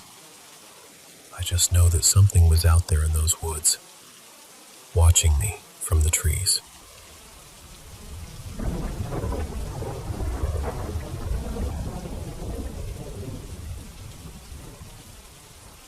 Before I get into what happened, I want to give you a little context so this makes sense.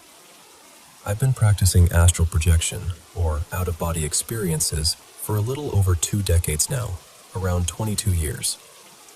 It's been such a big part of my life that I've learned to recognize certain energies almost instantly when I'm outside my body. One morning, I started drifting out the way I normally do, and right away I felt that something was off. Before I could even fully see where I was, I could sense that I wasn't alone. That's one thing about being out of body, at least in my experience. You can feel the energy of a person or an entity before you ever lay eyes on them. And what I felt in that moment was heavy, unsettling, and honestly, a little sinister. When my surroundings came into focus, I saw several beings standing around me. They looked a lot like what most people would call the classic alien type. Large, dark, slanted eyes, narrow bodies, angular heads. And I'll be honest with you, they were deeply unnerving to look at. There was something cold about them, something that didn't feel natural. These beings didn't just appear once. They showed up again and again over a long stretch of time. And when I say aliens, I'm really just using that word to describe entities that resemble what people commonly report. What stood out most wasn't just how they looked, but the effect they had on me. They carried this strange, almost synthetic energy, and whenever they came close, it would leave me feeling frozen, like I'd been pinned in place. At times, it even felt like they were pulling me out of my body without my consent, even when I had no intention of leaving. I've had so many encounters with them that I could never fit all of it into one story.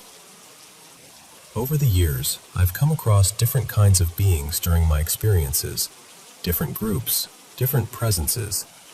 But the ones I'm talking about here were a particular group that resembled the Greys, except their skin had this pale amber-orange tone. Out of all the beings I've encountered, these were the ones I saw most often. Their energy felt denser, heavier, almost lower in frequency than some of the others I'd met. Not every encounter I've had has been frightening. Some have actually been beautiful, insightful, even life-changing. But this group felt very different from that. The main thing I've come to understand is that these entities seem to operate in the astral realm. They can be encountered in those dimensions, and sometimes it even feels like they seek people out there, especially people who regularly practice astral projection. I've often wondered whether some so-called alien abduction stories may actually be experiences happening out of body rather than in the physical world. That doesn't make them any less real. It just means they may be unfolding on a different layer of reality. At the same time, I do believe some abductions are physical. I think both kinds of experiences can exist.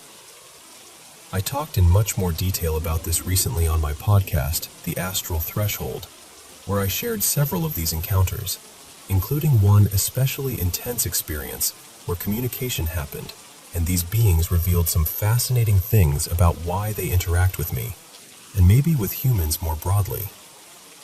That conversation stayed with me for a long time.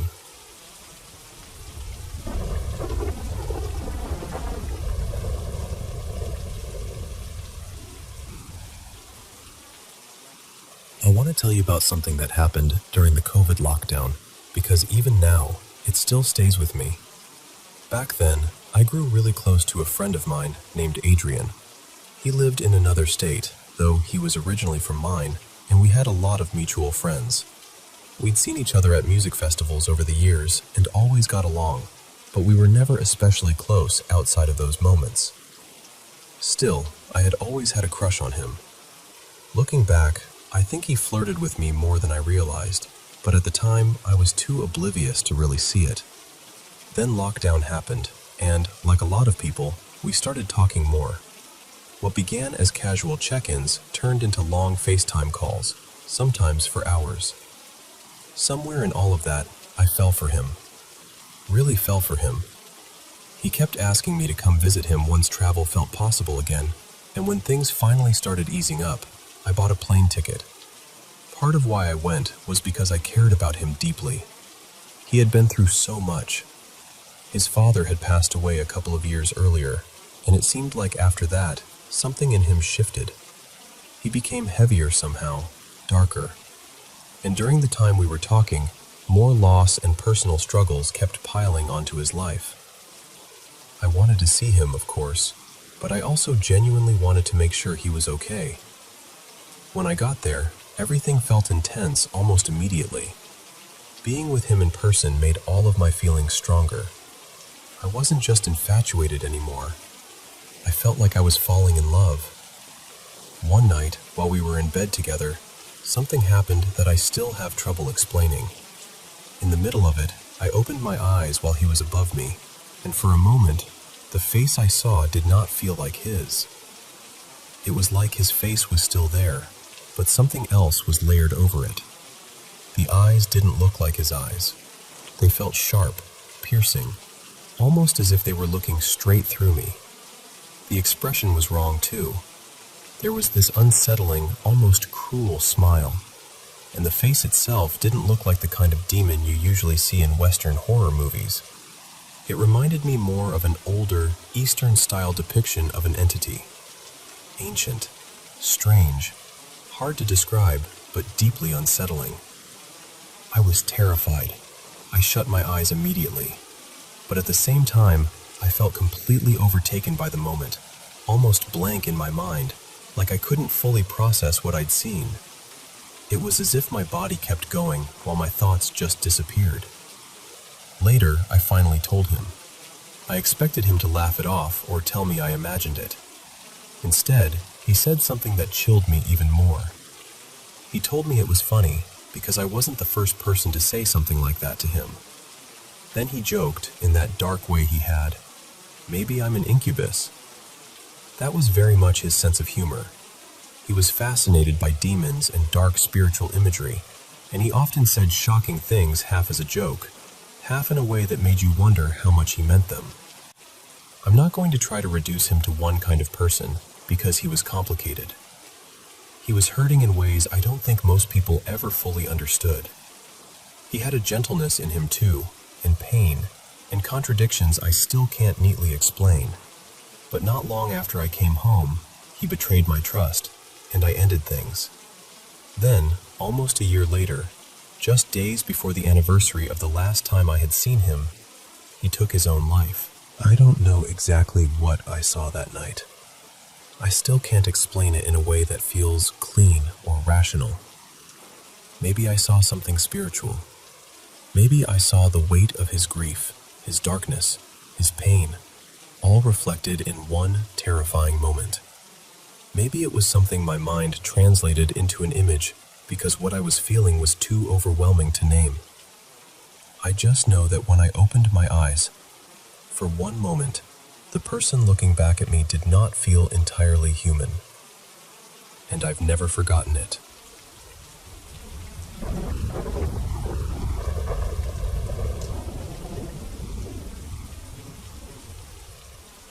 It's been quite a while since this last happened, but the other day I was stretched out on the couch, half watching a video, when I caught something from the corner of my eye. It was this quick, soft white flash, maybe about 4 or 5 inches across. Not a sharp beam, more like a diffused patch of light. It slid a few inches along the wall, and then it was gone. What made it feel so strange is that it happened on the same wall where, a few years back, I'd seen 2 long, bright streaks of white light appear for just a moment and then vanish. That wall runs along the front side of the house, where the bedrooms are. There aren't any windows on that side, and we usually keep all the doors closed. Now, the back of the house is almost the opposite. It's mostly open living space, with the kitchen, dining area, and living room all lined with big windows. The curtains stay closed most of the time, but there's a bay window back there, so a little bit of light can still sneak in around the edges. What's odd is that there's really not much behind our house that should cause something like this. The neighborhood was built on old, flat field land, and from the back, you can barely see anything except one 2-story house off in the distance. Even that lines up more with a section where we don't really get direct light. We've been here about 6 years now, which is why this keeps nagging at me. If it were just some normal reflection, you'd think we'd see it all the time, not once in a blue moon. I've tried to think of ordinary explanations. Birds pass through sometimes, and every now and then there's a plane overhead. Back when we first moved in, I remember sitting in one of the bedrooms and watching a small spot of light slowly move across the upper part of the wall before disappearing. Something outside had to have been shifting at just the right pace to make that happen. But even then, it didn't really make sense because that room has blackout curtains, and there shouldn't have been light coming through from above like that. We used to have a bird feeder outside, and I wondered if maybe that could have been reflecting sunlight, but it's actually down right now for cleaning. That's about the only thing back there I could point to as a possible source. What really stands out is that this hasn't just happened once. Over the years, we've noticed these flashes on 2 different walls.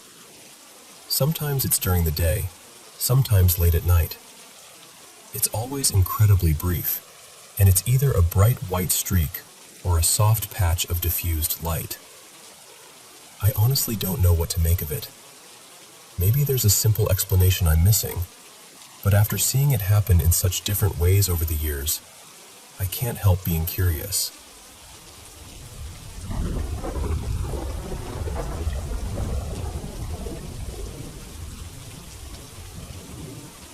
When we first moved into this house, during that first year, something happened a handful of times that I still can't explain. I'd be lying on my bed in the afternoon, half watching TV, and this bright white light would suddenly appear on the wall. Not just a little glow slipping through the curtains either. I had blackout curtains up, and the room was dim. But these lights were different. They'd show up as little round or slightly square shapes, maybe a few inches across, then drift slowly along the wall above the TV for a foot or two, before vanishing near the bedroom door. The first time I saw it, I actually went outside to investigate because it made no sense. I stood in the backyard, trying to figure out where it could possibly be coming from. There's a 2-story house behind ours, but the angle didn't line up at all. No trees, no glass structures, nothing that should have been reflecting light into that room. Just open sky. We do live not too far from a small airport, so I considered planes, and there's also a military base nearby, so helicopters aren't unusual. But every time I noticed the light, there was no sound to go with it. No plane overhead, no helicopter, nothing. Then one afternoon, I was in the living room scrolling on my tablet when I looked up and saw 2 bright streaks of light on the wall. They were long and narrow, one on either side of a piece of wall decor. Each one was maybe 2 feet long and only a couple of inches wide. They stayed there for a second, sharp and white, and then disappeared. I checked the windows immediately because that wall gets the strongest sunlight in the house, but the curtains were shut. And even if they hadn't been, the shape of the light made no sense. These weren't soft, natural patches of sunlight. They were too defined, too deliberate looking. I'd mostly put it out of my mind after that. You know how something strange can happen a few times, and eventually life just carries on. But then it happened again a few nights ago, and this time my husband, Daniel, saw it too. We were sitting in the living room watching a video when this triangle of white light appeared on the wall beside the TV, between it and the clock. It looked like a right triangle, maybe 4 inches tall and 5 inches across. Just suddenly there. Bright, crisp, unmistakable. And then it was gone. I didn't even say anything at first because I was still processing it. Then I turned to Daniel and asked, "Did you see that?" He just looked at me, completely stunned, and said yes. He honestly looked a little shaken, and I don't blame him. It was fully dark outside, and the lamps were on like normal. This wasn't sunlight. It wasn't headlights.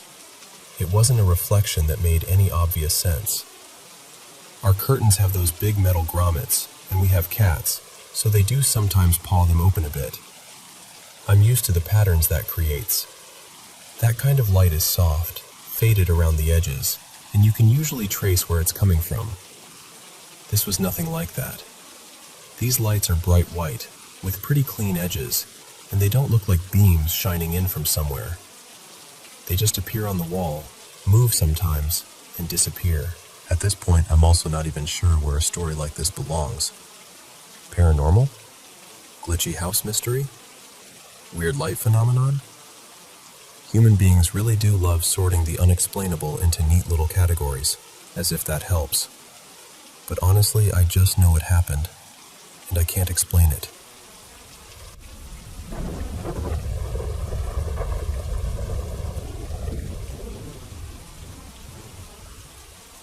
I want to tell you about our first dog, because even now, it still feels like he's part of this house.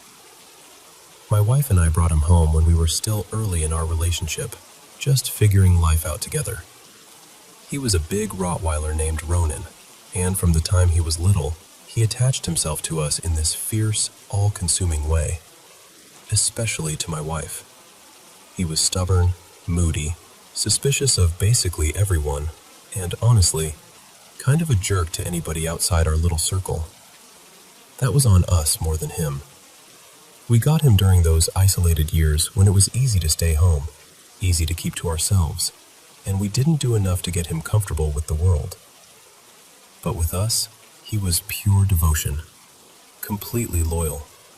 The kind of dog who made you feel safe the second he laid down near the door. I used to tell my wife, half joking and half serious, that if anyone ever tried coming through our house at night, they'd regret making it past the hallway. Then we lost him. He was only 2.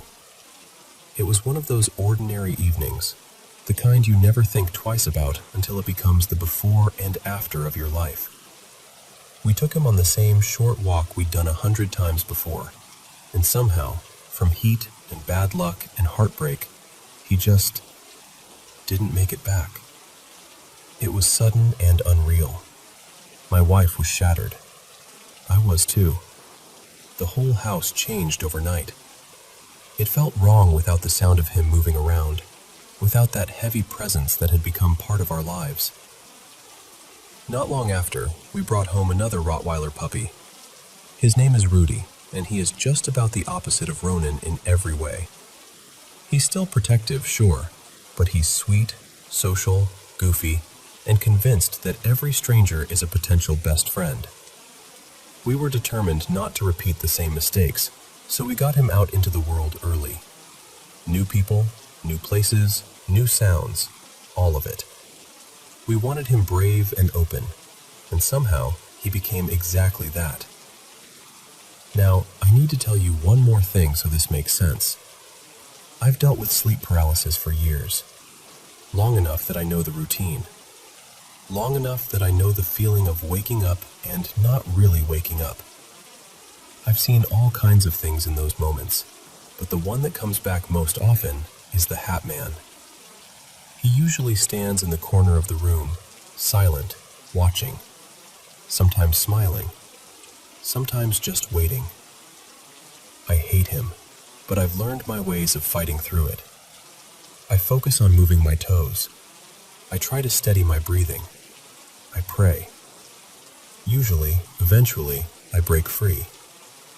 But one night, it was different. He was there in the corner like always, only this time, nothing I did worked. I tried every trick I knew, and I stayed stuck. Then I watched him drop down low and start moving toward me, crawling across the room in this awful, unnatural way. And suddenly, he was on top of me, close enough that I could see his face right in front of mine. His eyes looked hollow and wrong, and he had this fixed grin that made my whole body feel cold. I was terrified, truly terrified. Then, through that buzzing, humming paralysis noise, I heard something else. A growl, deep, angry, right beside my wife's side of the bed. I forced my eyes to move, just enough to look over, and there he was, and I knew. It was Ronan. Before I could even process it, he lunged, no hesitation, just pure protective instinct, the same way he'd always loved us. The second he hit that thing, I woke up, fully awake, heart pounding, eyes full of tears. I got out of bed and went straight to the closet where we still keep his favorite stuffed toy, the only one he never tore apart. I sat on the floor holding it, crying and thanking him. thanking my difficult, loyal, protective boy for still watching over us, for still standing guard, for somehow loving us enough to come back one more time when I needed him. I don't really care how anyone explains it. I just know that, for one night at least, my old dog was still here, and he was still protecting his family.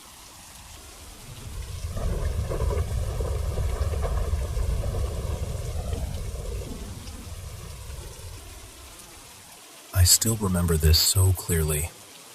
It was the summer of 2000, the night before my senior portraits, and honestly, it remains one of the strangest and most terrifying things I have ever lived through.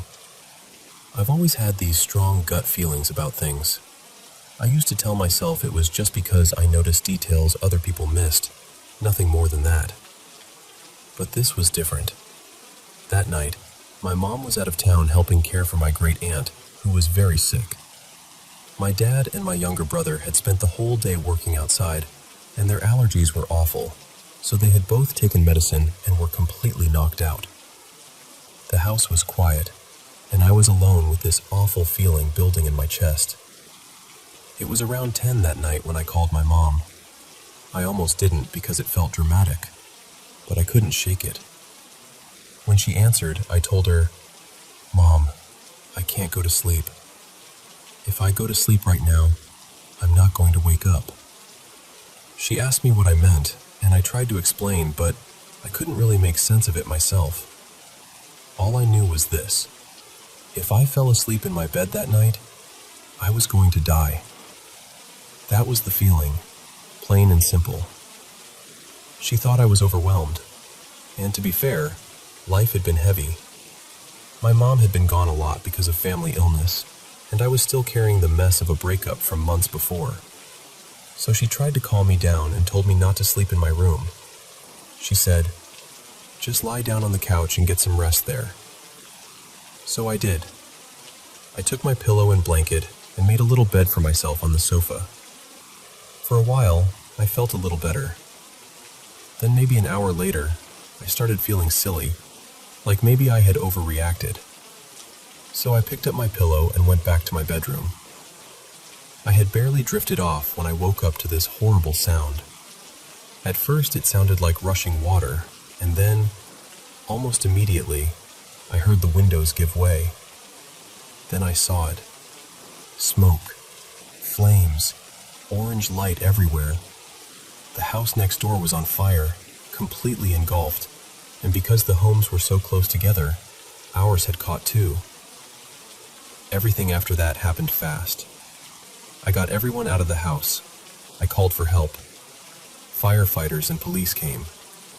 At one point, I even had to ask an officer to help move my car because the heat had affected it so badly I couldn't get it out myself. And here's the part that still chills me. The only part of our house that actually caught fire was my bedroom. Later, my dad called my mom to tell her what had happened. She was hysterical and told him to put me on the phone immediately. The first thing she said was, "How did you know?" And I didn't. I still can't explain it. All I knew was that I had this overwhelming certainty that if I went into a deep sleep in that room that night, I would never wake up. My bed was right beside the windows, and after the fire, part of the ceiling had collapsed onto what was left of it. To this day, my mom says that was one of the eeriest phone calls she has ever gotten from me. And honestly, I understand why. I can't explain what warned me.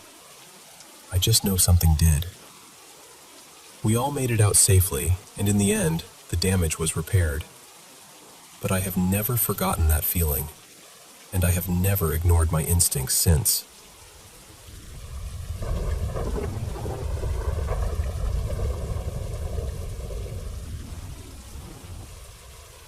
So this happened on the night of February 11th, 2024.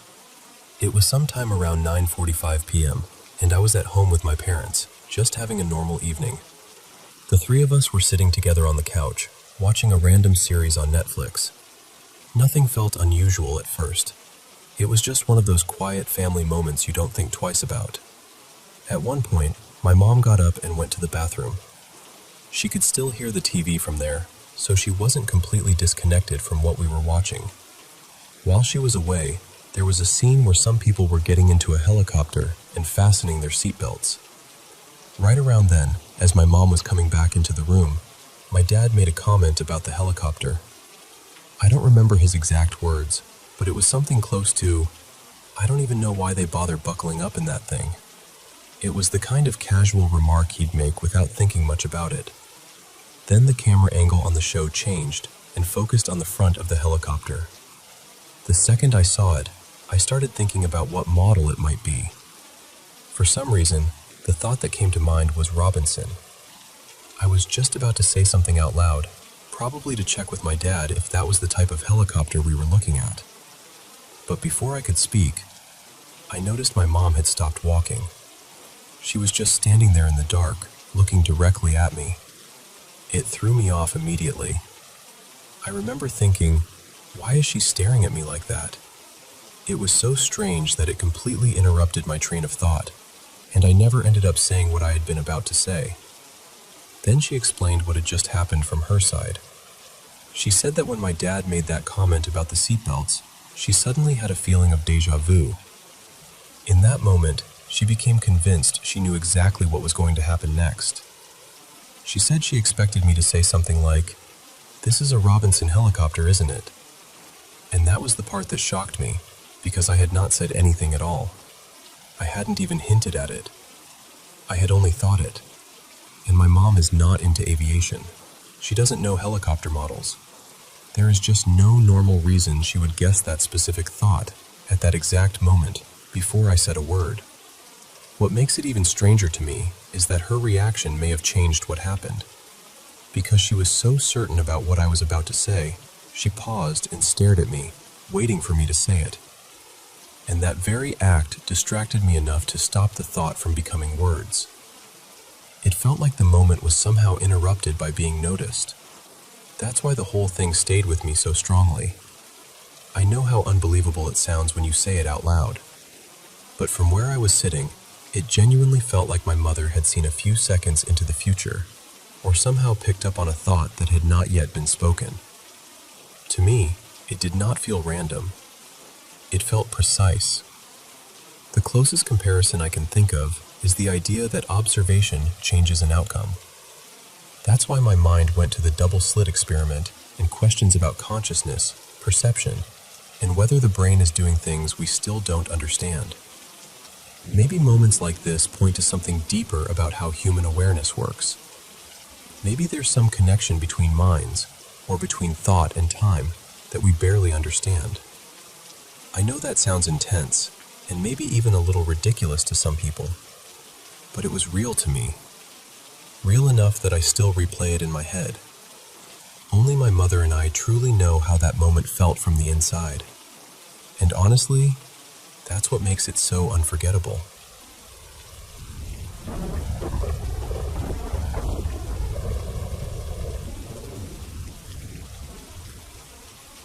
I want to tell you about something that happened a few nights ago, because honestly, I still can't make sense of it.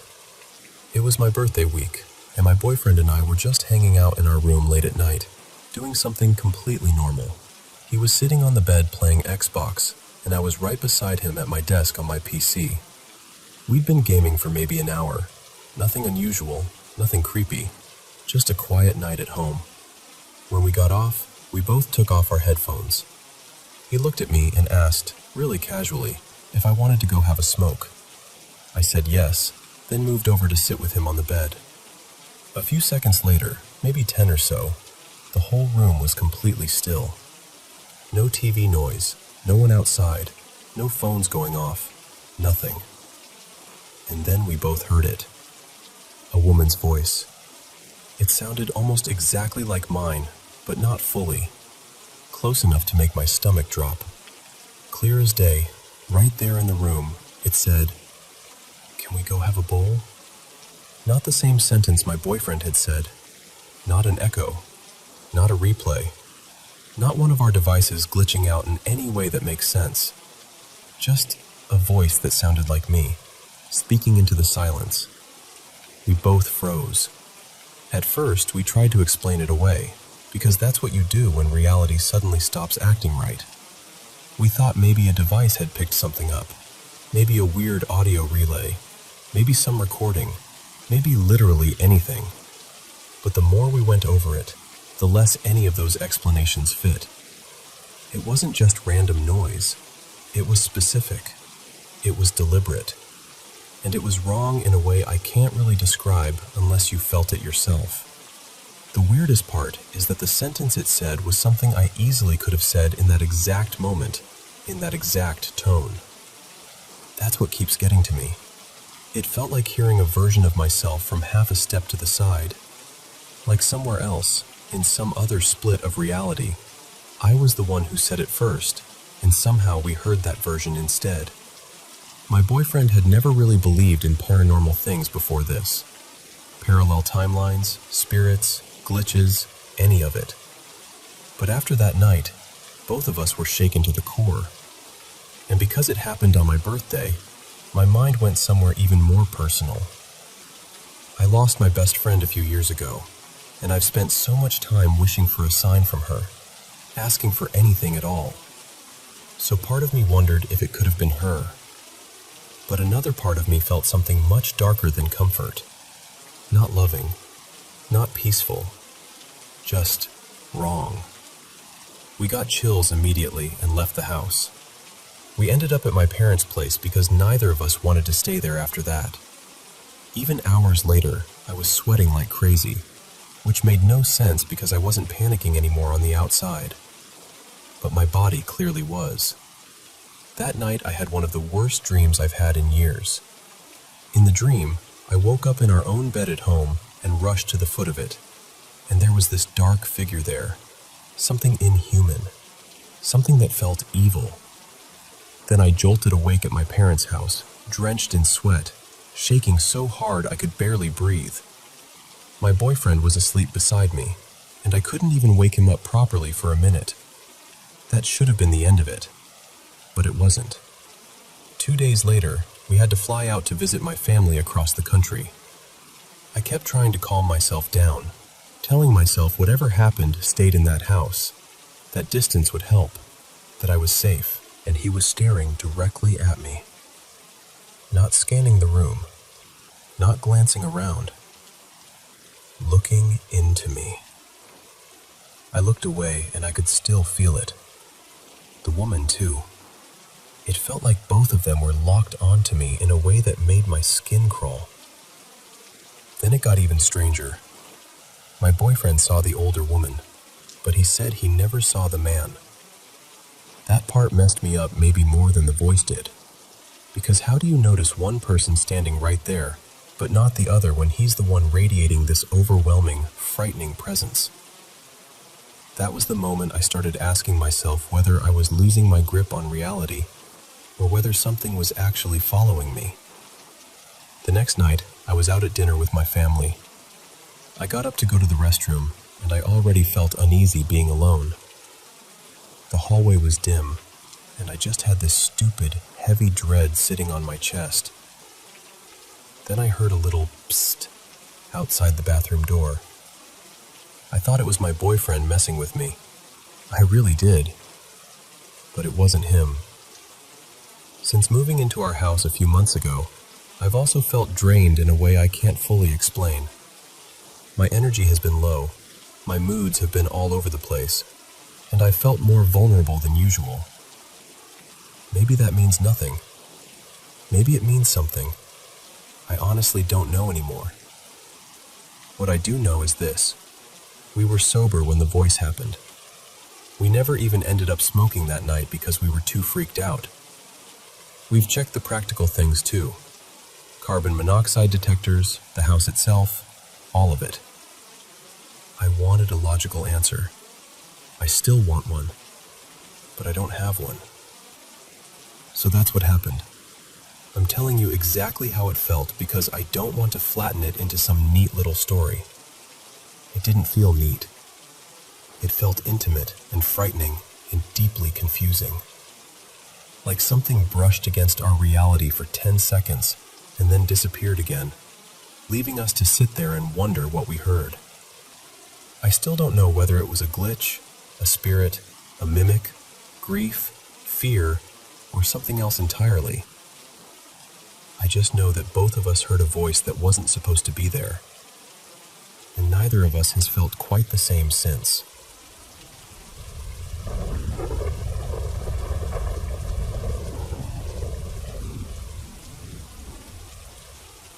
A few years ago, I was still living with my parents, and both of our bedrooms were upstairs. My dad was on an overnight shift that night, so it was just my mom and me in the house. We spent part of the evening together like we usually did, talking and hanging out for a while, and then we headed off to our rooms for the night. Now, the way my bed was set up back then, my feet pointed toward the bedroom door, so whenever I slept, I was facing it. Sometime in the middle of the night, probably a little after 2 a.m., I woke up suddenly with this intense feeling that someone was standing near me, just watching me from the side. I turned my head, and there she was, my mom, standing right beside my bed. I could see her so clearly. She had on this pale nightgown with tiny blue flowers on it, one she wore all the time, and she was just standing there in total silence. At first, I gave this nervous little laugh because she had honestly scared me half to death.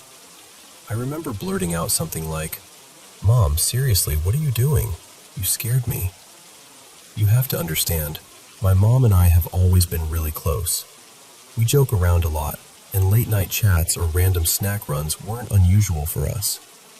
So in that sleepy, half-awake moment, it honestly made sense to me that she might be there to wake me up for something silly. But she didn't say a word. She didn't smile, didn't move, didn't react at all. So I tried again, still thinking she was about to crack and laugh. I said something like, "Come on, what is it?" Still nothing. And that's when the feeling shifted. I started to get this awful sense that something might be wrong. Maybe she was sick. Maybe something had happened and she didn't know how to tell me. I said, much more seriously, "Mom, what's going on?" I pushed myself up with my elbow and started to sit up so I could face her properly. Then I reached my hand out toward her shoulder, just trying to get some response, any response at all. And the second I did, she vanished. Not stepped back, not moved away, just gone. Completely gone. My whole body lurched forward because there was nothing there. I froze for maybe half a second, then I jumped up, turned on the light, and ran straight across the hall to my mom's room. She was in bed, fast asleep, breathing peacefully with her machine on like she'd been there the whole time. I woke her up, completely shaken, asking if she had just been in my room. She was confused, groggy, and a little irritated that I dragged her out of sleep, and she told me she hadn't gone anywhere. I did not sleep again for the rest of that night. And to this day, I can still picture it perfectly.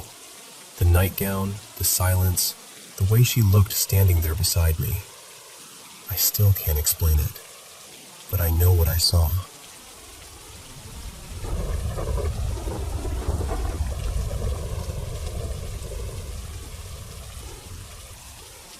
You know, I still can't pin down exactly when this happened. Maybe 2 or 3 winters ago. I don't remember the month, only the cold. That kind of cold that gets into your bones and makes the whole world feel empty. I grew up in a little coastal town, and our house sat way out on the edge of it, almost swallowed up by trees. The nearest neighbor was far enough away that, at night, it felt like we were the only people left in the world.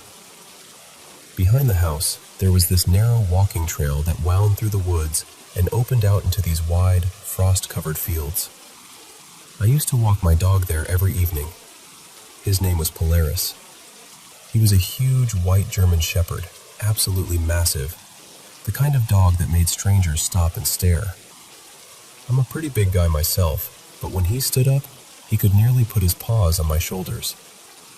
With him around, I never really felt nervous out there, even after dark. One night, though, something changed. It started off like any other walk. Quiet.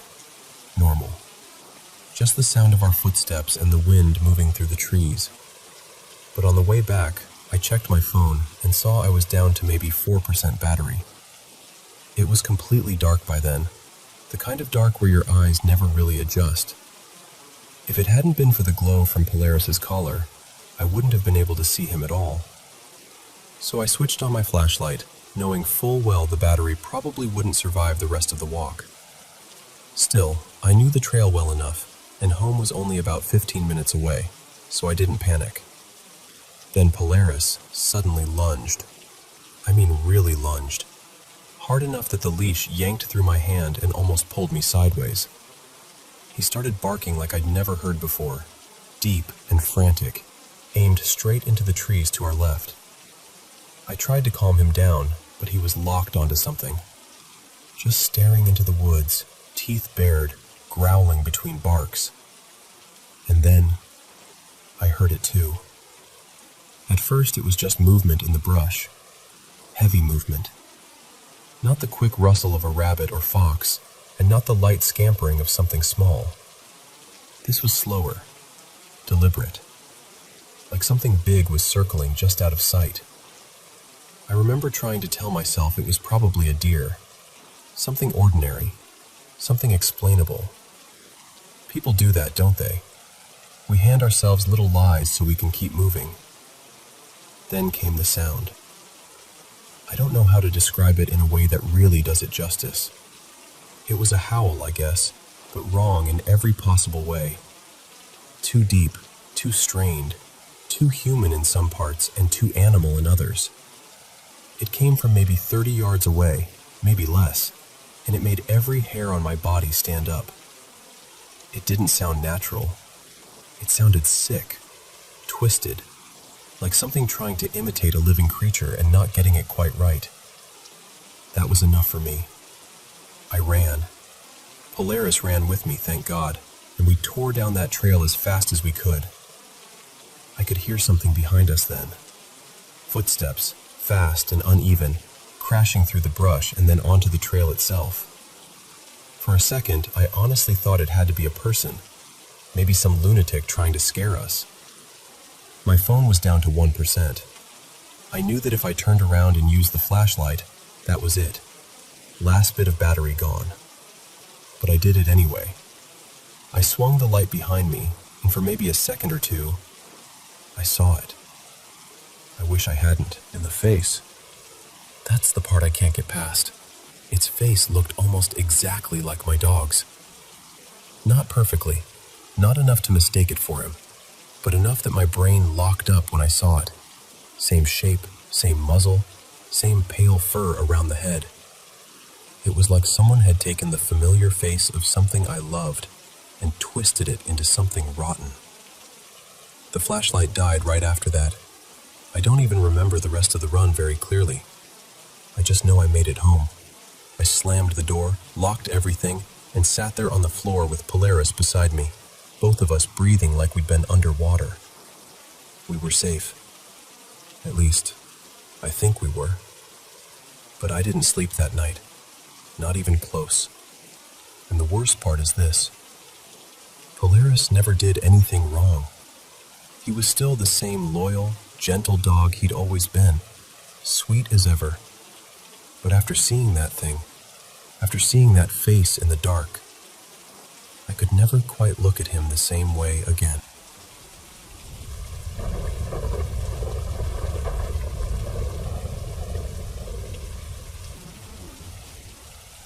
I want to tell you about something that happened to me when I was about 12 years old, and honestly, I still don't have an explanation for it. One morning before school, I got up like normal and walked down the hall to the bathroom to brush my teeth. I was standing there, looking into the mirror, when suddenly, everything around me seemed to disappear. I didn't collapse or faint exactly. My body just locked up, completely still, like fear had taken hold of me. What I saw instead was space. Endless, dark space filled with stars. And there I was, somehow floating in it, looking straight ahead at this house in the distance. It looked almost too ordinary, which somehow made it stranger. A pale house with a dark front door in the center, windows on either side, and neat little shrubs out front. It was just sitting there, suspended in the middle of nothing. I started moving toward it, slowly at first, then faster, like I was being pulled in. The closer I got, the more terrified I felt, even though I didn't understand why. And when I finally reached the front door, it opened. There was a woman standing there. She had dark hair, an older face, and something about her was deeply wrong. I still can't describe it properly. She didn't look like anyone I knew. She looked almost human, but not fully. Like a face that had all the right pieces, but put together in a way that made every instinct in me panic. The second I saw her, she screamed, and just like that, I was back in the bathroom, staring at myself in the mirror. I was still frozen, completely terrified. It felt like the kind of fear that clings to you after a nightmare, when your body hasn't caught up to the fact that you're awake. It probably only lasted a few seconds, maybe a minute at most, but it felt much longer. The strange part is, it didn't stop there. The next morning, it happened again. Same bathroom, same feeling, same stars, same house, same door, same woman. After that, it kept happening on and off for a few weeks. Some days were normal, and then without warning, it would come back. Always exactly the same. When people ask me what the woman looked like, I still struggle to explain it. The closest I can come is that she looked uncanny. Not monstrous, not ghostly in the usual way, just off. Like something pretending to be human, but missing some invisible piece that makes a face feel safe or familiar. That was the worst part. The fear was immediate and overwhelming, every single time. It felt almost like stepping out of the world for a moment. My eyes were open, and I was still standing up, but I wasn't seeing the room around me anymore. I was somewhere else. I told my parents, but they didn't know what to make of it. At the time, I was younger and probably couldn't explain it very well. They thought maybe I was half asleep, still caught between dreaming and waking. So we waited to see if it would pass. For a little while, it seemed like it had. Then one Sunday afternoon, it happened again. Except this time, I was fully awake, in the middle of the day. My dad was watching football in the living room, and I was behind the couch putting some things away. Suddenly, there it was again. The freezing, the fear, the space, the house, the woman.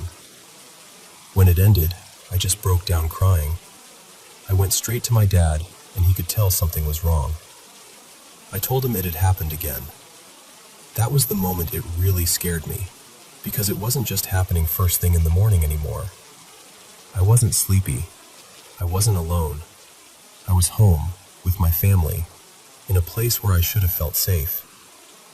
My parents took me to the doctor, and he listened, but he didn't really have answers either. He told us to wait and see if it stopped. After that appointment, it barely happened again for a long time. Part of me even wondered if finally telling someone everything had somehow loosened its grip on me. Then, about a year later, when I was 14, we moved overseas for my dad's work. The last time it ever happened was on the first morning in our new house, and then it was gone. I'm 27 now, and I still think about it. I still don't know what it was. A vision? Some kind of sleep-related episode? Something neurological? Something my mind created under stress? I honestly can't say. I just know it felt real while it was happening, and the fear was unlike anything I've felt before or since. So that's my story. I still don't have answers, but I've never forgotten a second of it.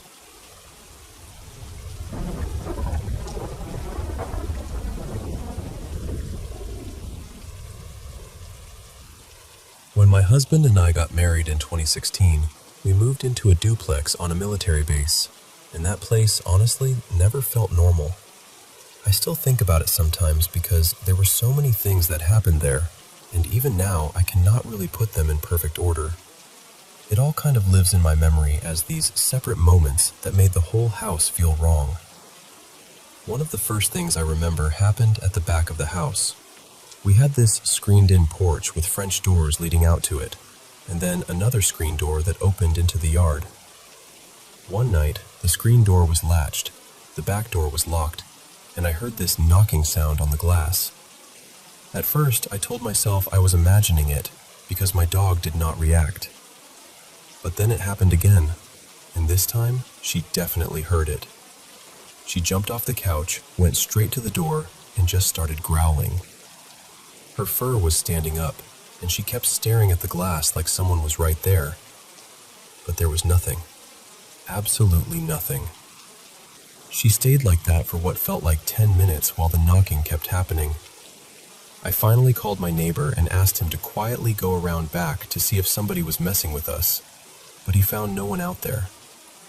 A couple of weeks later, we had some friends over, just hanging out in the kitchen. From there, you could see the same back door and part of the living room window facing the yard. One of our friends, Nate, suddenly said, "There's someone at your back window." We all turned to look, and there was nobody there. Then, almost right on cue, we heard another knock on the glass door. Nate took off outside immediately, certain he had seen someone, but once again, there was no one there. When he came back inside, he looked completely shaken. He said he could have sworn he saw a man in a dark gray shirt standing there, just staring into the house. Then there was the night we threw a party. We had maybe 20 people over, and the dining room was the main place everyone gathered because it was big enough for games and a folding table. A bunch of the neighbors from the connected units were there too, which is why what happened next freaked everybody out. We heard this knocking start on the shared wall in the living room, and it kept going, almost traveling along the wall until it reached the dining room where we all were. At first I laughed because I was sure the neighbors were trying to scare us. But the look on their faces told me they were not joking. They were just as unnerved as the rest of us. Eventually, they went back to check their side of the duplex, and nobody was in there. The place was still locked up. Another time, I was lying on my bed on my stomach, texting, with my back to the bedroom door. I heard footsteps coming up the stairs, and I assumed it was my husband coming home, so I did not think much of it. I just kept looking at my phone. Then I saw a shadow move across the wall in front of me, like somebody had stepped into the doorway behind me. I sat up, already smiling, ready to turn around and say hi. And there was no one there. Nobody. I left that room so fast and spent the rest of the afternoon downstairs trying to calm myself down. And then there were the stairs. I cannot even fully explain why, but I hated them. Almost every single time I walked down them, I would get this cold rush down my spine that made me pull my shoulders tight and brace myself. I always felt like something was right behind me, just close enough to make me panic. I remember thinking more than once that one day I was going to be pushed down those stairs.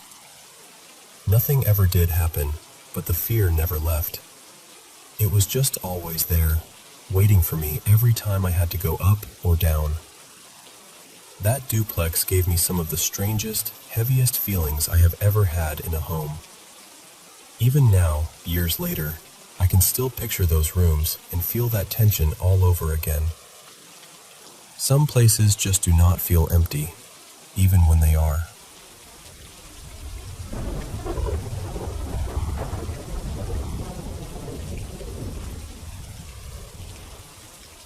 I've had strange experiences for as long as I can remember, and even now, I still don't fully know what to make of them.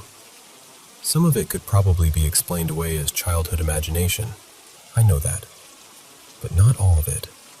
Some moments have stayed with me too clearly, too sharply, to just brush aside. When I was very little, maybe around 3 or 4, we lived in an older house where I used to see something I could never explain. It looked like a tall shadow, almost human, except it had these long ears that reminded me of a hare. It never rushed at me or did anything dramatic. It would just appear nearby, moving from one spot to another, like it was wandering through the house. I was so young that part of me wonders if I was only seeing things. But even then, that house felt wrong in a way I couldn't put into words. It always carried this heavy feeling, like someone was quietly watching from just out of sight. It didn't feel violent or hateful, just deeply unsettling. After we moved away, everything seemed to stop for a while. For some reason, I thought maybe I had outgrown whatever it was. But when I was about 6, it all started again. My room in the new house never felt normal. I hated being in there by myself. Even during the day, it felt like the air was different in that room, like something was waiting for me to notice it.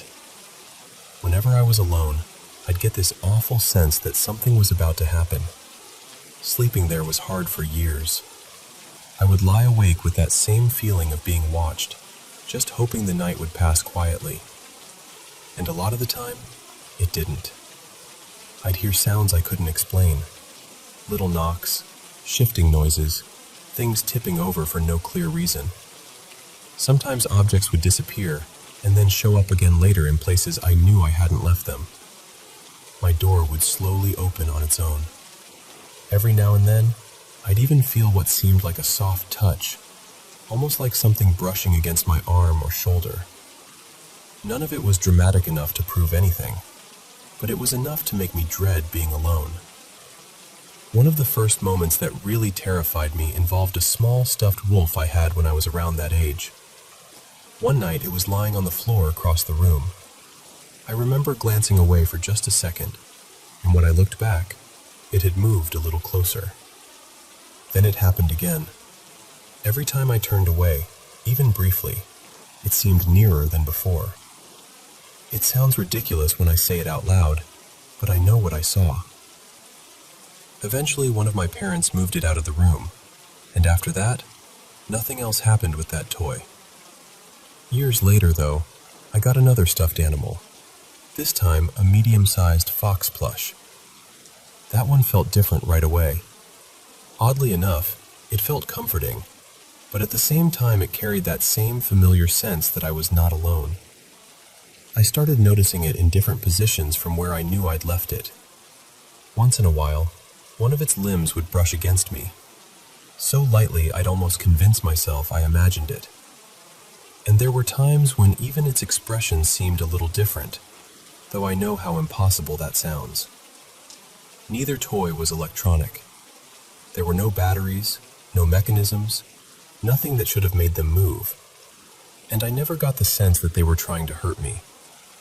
That's part of what made it all so confusing. It felt eerie, yes, but not purely malicious.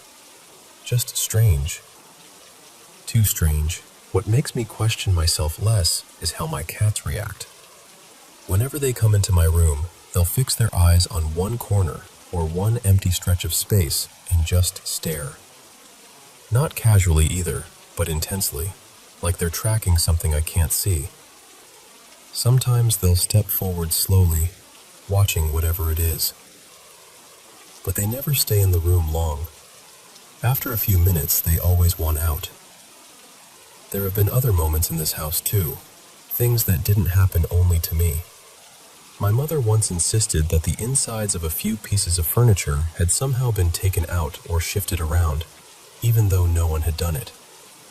My brother said he saw something back in the old house, and later claimed he'd caught sight of something here too. Mostly just quick glimpses, movement around a doorway, the feeling that someone had just disappeared around a corner. I still don't know what to believe. Maybe some of it really is my mind trying to make sense of ordinary things. I've considered that more times than I can count. But when I put all of it together, the years of it, the feelings, the movement, the sounds, the way other people and even animals seem to react, it becomes harder and harder to dismiss. I'm not saying I know for sure that it's paranormal. I just know that something has followed me through too many years of my life to feel completely unreal. And whatever it is, it has never fully left.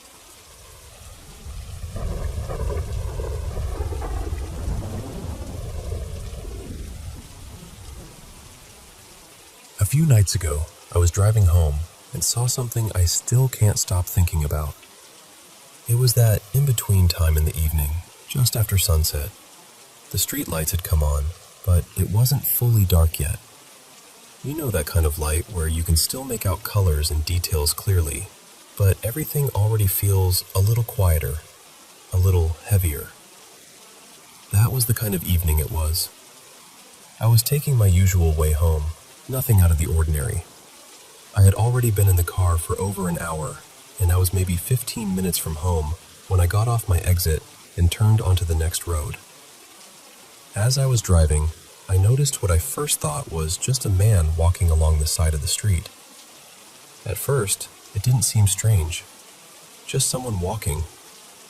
But the closer I got, the stronger this awful feeling became. It hit me so suddenly and so clearly. I felt, without a word being spoken, that he wanted me to stop.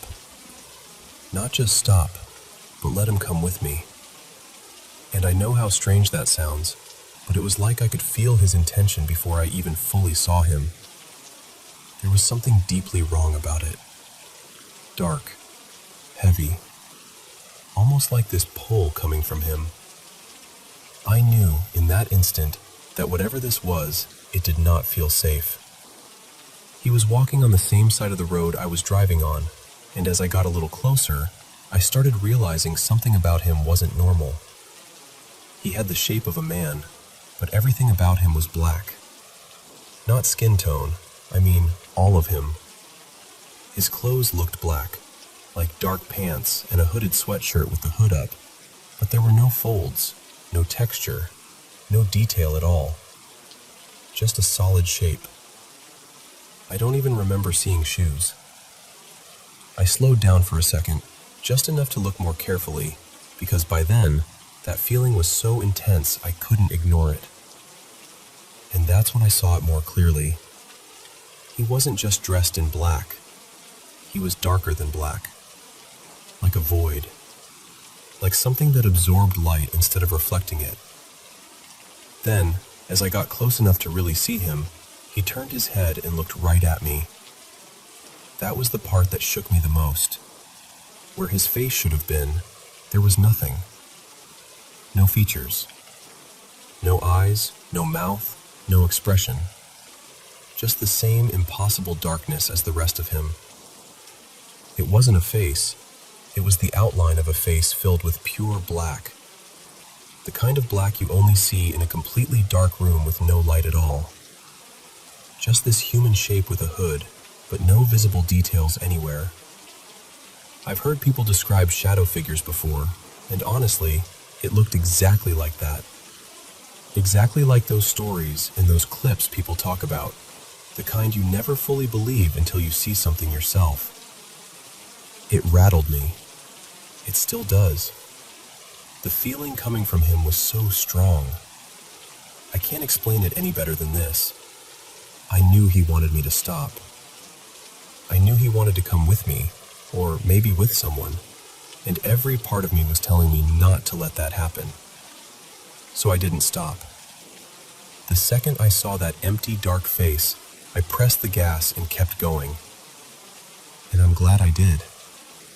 When I checked my rearview mirror, he was still walking down the road, but I could still feel him watching me as I drove away.